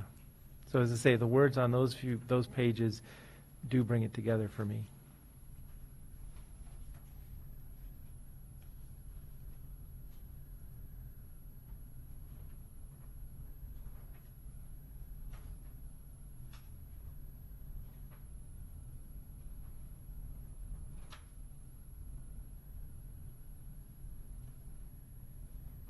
And, I mean, so the next step is, if there's an appeal and another land use body is studying this, they'll be in a decision spot where, either each item does pass muster or something doesn't, so that, I mean, that's the next step.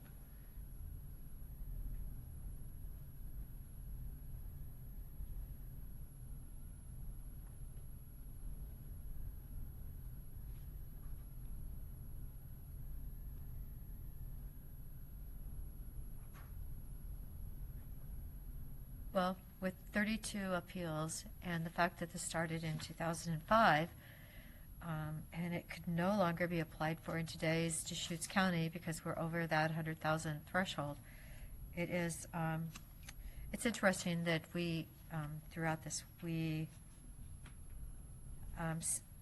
could see that things that were already approved were brought up again. And it's like, it really, you could say, muddies the water. Because, when you keep bringing up issues that were actually okay in like 2007, but now they're not okay again. But no, originally they were okay, so we can't deny that.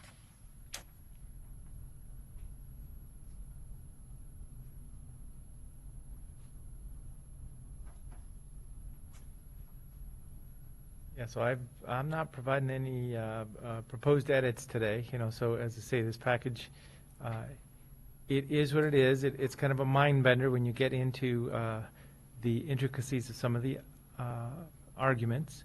I want to thank staff for helping really package this up for us. And yeah, at this point, we're aiming to finalize it. But my question, Will, to you is, could staff do any more to tighten it up before next week? Okay, so next Wednesday, what is that, the September 2nd?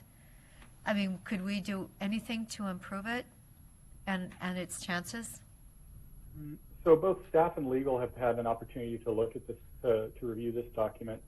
And one of the difficulties is that the board's final chance for action currently is on September 2nd.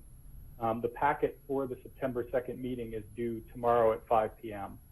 And so the staff believes, staff has worked with legal and drafted this, and staff believes it outlines well the core arguments the applicant has made and the board's deliberative instruction on those arguments. And that, that what you see here generally is the approach that the applicant has outlined, saying that, for most issues, that these matters have already been decided, where they haven't been decided, where they, to the extent that maybe they haven't been previously decided, that the opponents argue about things that aren't the subject of the current site plan.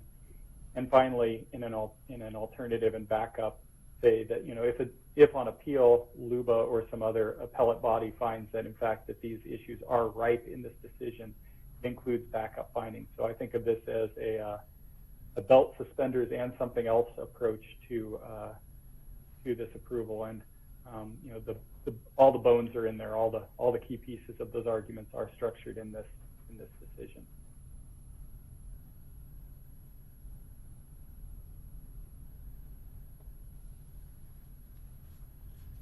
Will, I do have a question on item K on page 16 of 16. It was removed in its entirety. The facilities and accommodation required by our code must be physically provided or financially assured pursuant to,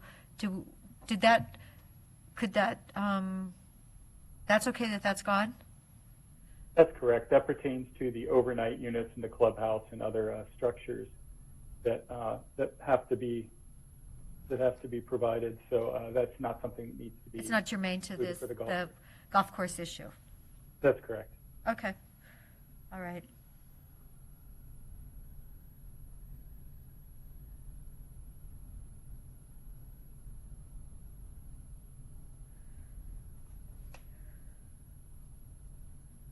So with the decisions we made today, is that basically just removing the annotations, and are there any other word changes? So I want to review for you because it sounds like the board may be considering signature of this document with specific edits. So let me review what I've heard from you. Yeah, that we're tracking. And I have one more for you, a minor typo on page 6 of 16, immediately above 18-113-080 being quoted. You'll see in the paragraph above that I've incorrectly typed that as 18-113-030. So that's one more proposed typo change. Where is that? So, Page 6 of 16, above the bold text quoting 18-113-080, in the paragraph immediately above that, which is highlighted, third line, it says 18-113-030 instead of 080, which it should say. Oh, good catch. Yeah, I just saw that now. So what I've heard from the board is we want to see a global replace to make sure that Thornburg has its H at the end. We'll correct that 030 typo I just discussed, and that we'll reinsert condition E, less the reference to the lakes, and put that and insert on page 13 that is in fact a condition of approval.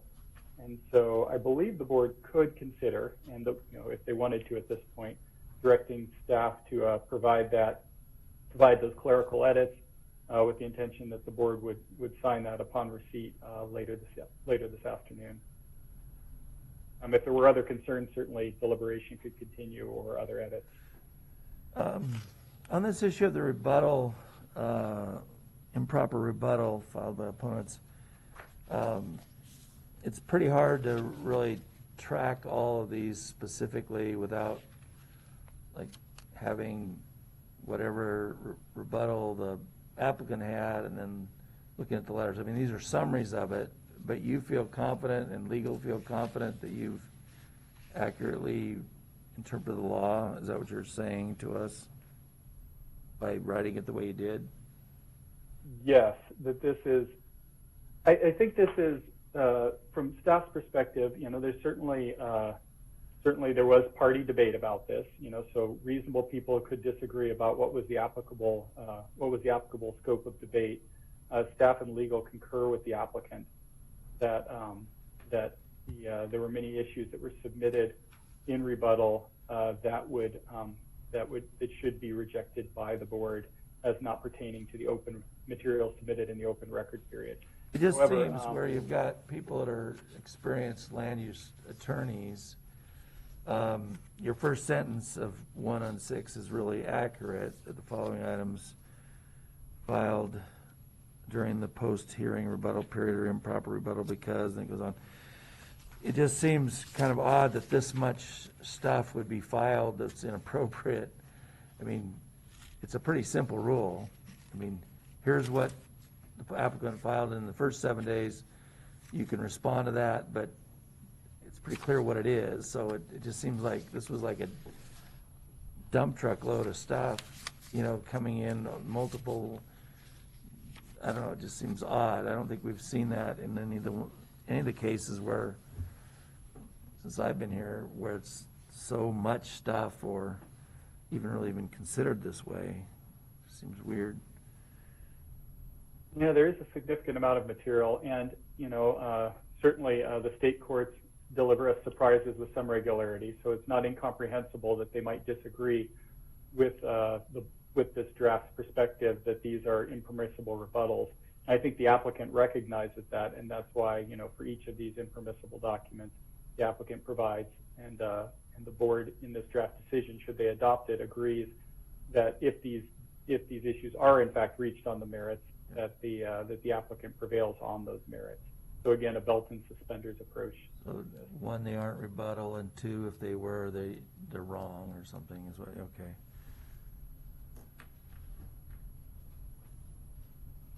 Okay.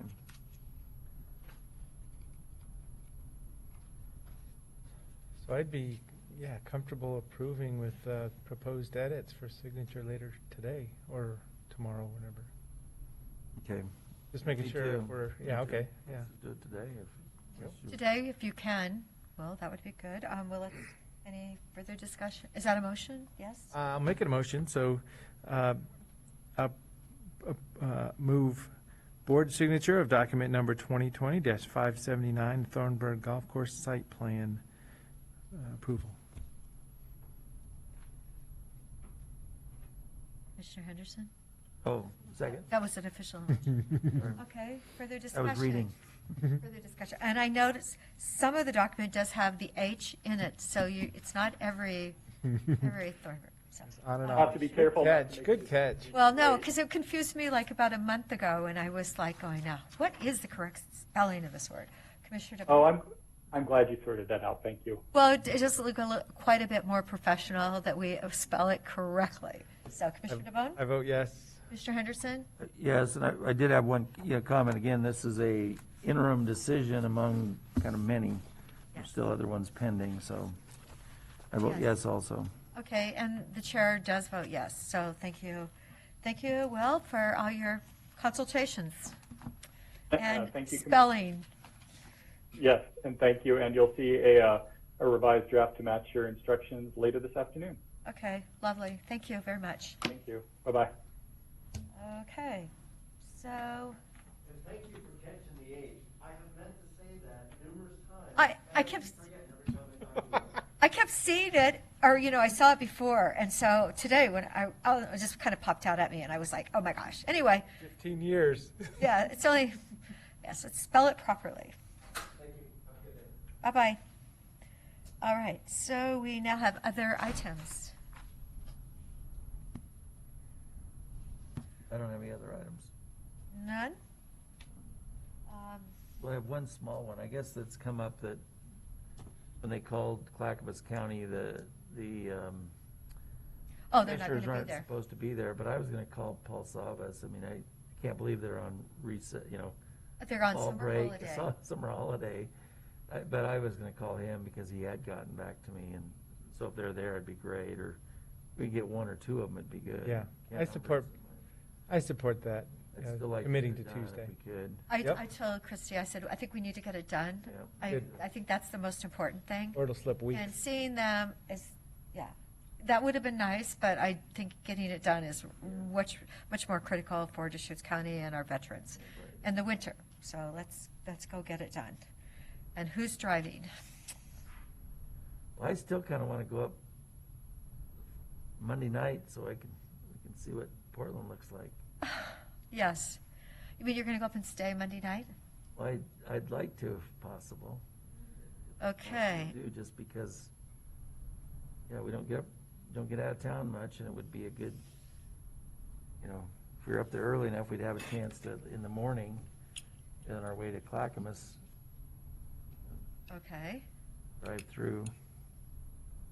Well, let me, This will be the 90th day of rioting and looting and everything else. Tonight will be. such 3 months. How outstanding, the reputation, the number of times I hear Portland included with Chicago, Portland. Oh, and I guess More. Seattle has a problem coming up again. I just think it's hard to understand the situation. It's such a big part of Oregon. It's be valuable to kind of see what's going on there. So really setting the time for when we would be at the Veterans Village, because another opportunity may be to connect with a commissioner from Multnomah. Just to say hi to somebody there too. I'm sure they're going to want to see us. I mean, they've had, some of their things that have gone on have happened at county buildings now. Yes. Well, yeah, just for the opportunity to share. Right. That's a good point. So that means our Monday meeting would have to end appropriately. Well, I was thinking if we had a village tour at 10 or 11 or 12, maybe there's an 8 or 9 or 10 o'clock meeting, just I general agree with idea. what you're saying. But maybe there's opportunity to do something like that. Okay, as long as I don't If miss I my went- anniversary on the 30th, that's all I have to say. That's Sunday. I know. But remember, I'm going on this exciting trip. On Okay. Sunday? No, on Friday. I'm going to Idaho. This is exciting. You are? I have to, yes. What I'm time- driving to Idaho. What time does the board prefer the tour? At 10 or 11? Yeah, I'd say that, because then it'd be 11 easy. Yeah, 11 would be good, then it'd be easy to get Work back around by that. 4 or 5, yeah. Okay, I'll let Christie know. Yeah. That would give us some chance to And we maybe. can take the outreach, so Clackamas County Commissioners, maybe Multnomah. So I could outreach to one or two of the other commissioners from Clackamas also. Yeah, the ones I know best are Ken or Paul. See if either of them, Paul's the one I've actually talked to about it with it, but I guess Ken was involved also. All right. So are there any other items? So, just other items that I brought. So as I say, I mentioned development in the Lapine area, the Russell property. They're having, let's just say, open house Thursday. Kind of the first time the realtor front end of that is inviting people to come in and see it. And as I mentioned earlier, I mean, there's a green space in the middle of it. There's roads in, and the utilities, I think, are subbed up to all the properties. So this is the state of that, and it's an open house, 4 to 6 or something Thursday. I'll be there from 4 to 5 or so. I'm That's planning, tomorrow. I'm planning to go. Yeah, I'll stop by between 4 and 5 whenever I saw it a week ago or so and got a little bit of a tour, but I want to go at the event, yeah. And then tomorrow we're having a follow-up, Southern Deschutes County. Remember the Ambulance Service Area Agreement, ASA. There's a request from Lapine Fire to see if there's a different way to include non-urgent rides through private industry or, however it needs to be written up. So just letting you know, I'll be in a meeting on that tomorrow. And the outcome of this might be a slight edit to the Ambulance Service Area Franchise Agreement to all the ASA participants. So no answers on that yet. It's just kind of a thing that's out Keep there. us posted if you would, yeah, because I went to the one meeting with the board there and understand what they were talking about. It's. Yeah, so it's a follow-up tomorrow. Excellent. Okay, well, tomorrow I have a meeting again with Leah Horner, who's, I believe, back off vacation. And don't forget that the governor did say by September 1st, she might be shutting us down. So it will be interesting to see what kind of a fresh perspective Leah brings. She has a young child, and she has been away from her job for a few days. So That'll be a phone conference with her? Yeah, a Zoom. Is that one with all the chairs or? No, this is only the one with Klamath, Crook, Jefferson, just our small group, and Lake. So there's like 6, 7 counties, something like that. Anyway, we have that small call, and it'll be interesting to see what she brings up, and especially Deschutes County positives was 4 today, so great Well, news. you know what I was trying to say And at the state number was less than during our health 250. update, the COVID update. What I'm concerned with is these criteria they're doing. And so we say we get below them, we open everything up, and then we go above them.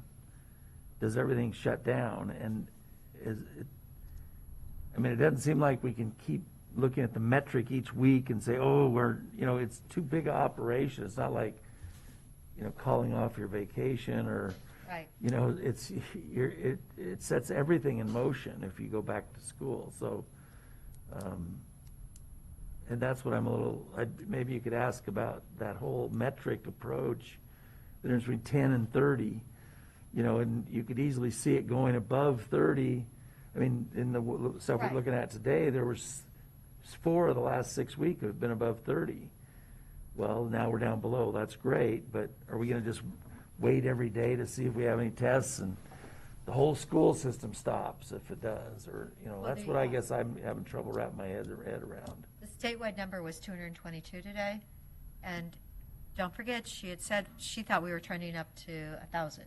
So we've actually, the entire state has gone down to 222 positive cases. So that is really, That's good. that's good news. We don't need it. Do we need a shutdown? I don't think so. But so they go to, we open the schools and so. Oh, no, we aren't good enough to open the schools Well, yet. but when we do, my whole point is that when we do, I don't want to then be looking each week to see if we should stay open.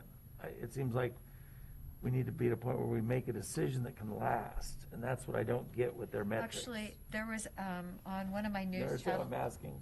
There was one of my news channels this morning actually had testing they're doing in some schools somewhere in the United States, and it was amazing, and it's like a rapid test they can do and really help facilitate any kind of issues. So I don't have the names yet, but I'll try and pull that up.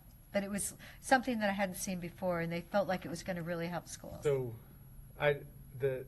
engineering term is the hysteresis of the situation where you get down to this, and you can open schools, but you could go above it and get up to some other number before you'd close it. Instead of having a black and white on and off, have this window in there. But it seems like their window's 10 versus 30. But those are two different We metrics. could swing that in a week. I mean, you could. Yeah. With one outbreak in a facility or something. That's, I guess, what I'm saying is that. I agree. I understand. Worry about that, your hysteresis gap being big enough that it really means that the world's changed significantly. I'm just proud I remember that term from college. That's all. That's really what I was pointing out. Yeah, that's good. You yeah. Great memory. Okay. But that's a way to define it, though. You know, you open up here and you don't hit that number, you hit another number a little bit higher if you have to close again. Well, I wish we could see what other states are doing. How are they deciding these things? Because I think other They're places. getting rid of masks and everything in Utah. Remember, Sharon was just there. Yeah. Utah said September 1st, they had the fair, the rodeo in Logan in that county, and thousands of people were there. Do you know about Washington or Idaho or anybody, what they're doing about Idaho, I think schools? their numbers are a little bit more. I'm not sure. Washington State just seems to be very locked down. I know. Are they going back to school? Not that I'm aware of. I don't know. And I'm not really sure of their numbers. I haven't looked at them lately, so I need to pick up their numbers again. Okay.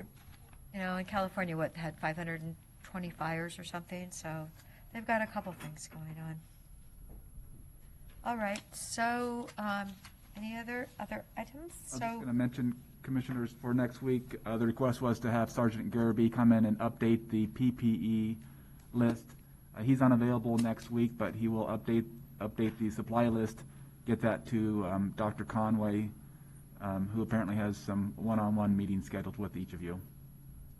If we could get that number, like, if Nathan could get us that number, like, by tomorrow, I think that would be really good, because we need to know, okay, are we going to need to, we're definitely going to want to have enough PP&E, and we're not going to count on the state for Deschutes County, and that's what got us, our whole entire country, into I think problems. we can wait till the following week to meet with Nathan if he's getting back. Right. I really want to see this sheet. I mean, like we apparently gave out masks one day. I've never really even heard a report about who got them and how many. But I feel like one thing would be good to have in our county is a big cache of, if we ever go through something like we did now or before. I mean, now you can get them in stores and everything else, but at least these kinds. Well, just remember, that's why they needed to flatten the curve, because the hospital systems all were short on protective equipment. Yep. And as that wasn't really that's right. that's what happened originally. The a country was hoarding, started buying all of it, and everyone was caught short. So I think it was China, right? yeah, I think it was. You're afraid to say China. Well, I just, I thought everyone should probably know by now who was hoarding, who started buying it last September. A year ago, they started buying PP&E, and then they really bought, over 2 billion masks in a month there from January to February. So we were short. And 2 billion masks. Yeah, they did. They bought 2.02 billion for January 24th to February 24th. So would the board like me to invite Sergeant Garrity in for the following week?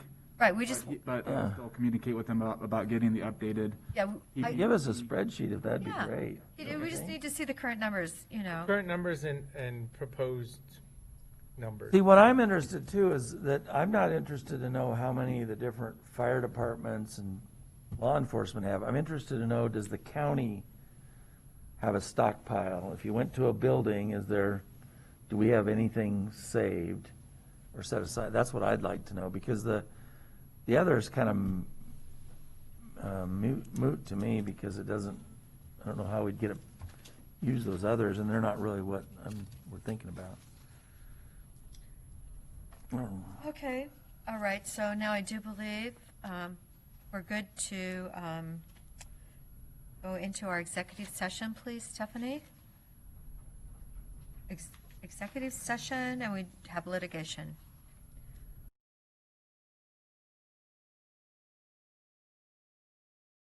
Discussed, and we'll go ahead and make sure those notices of appeal were timely filed, and obviously keep the board appraised as to the briefing schedule and any oral argument, hearing dates, and all of that.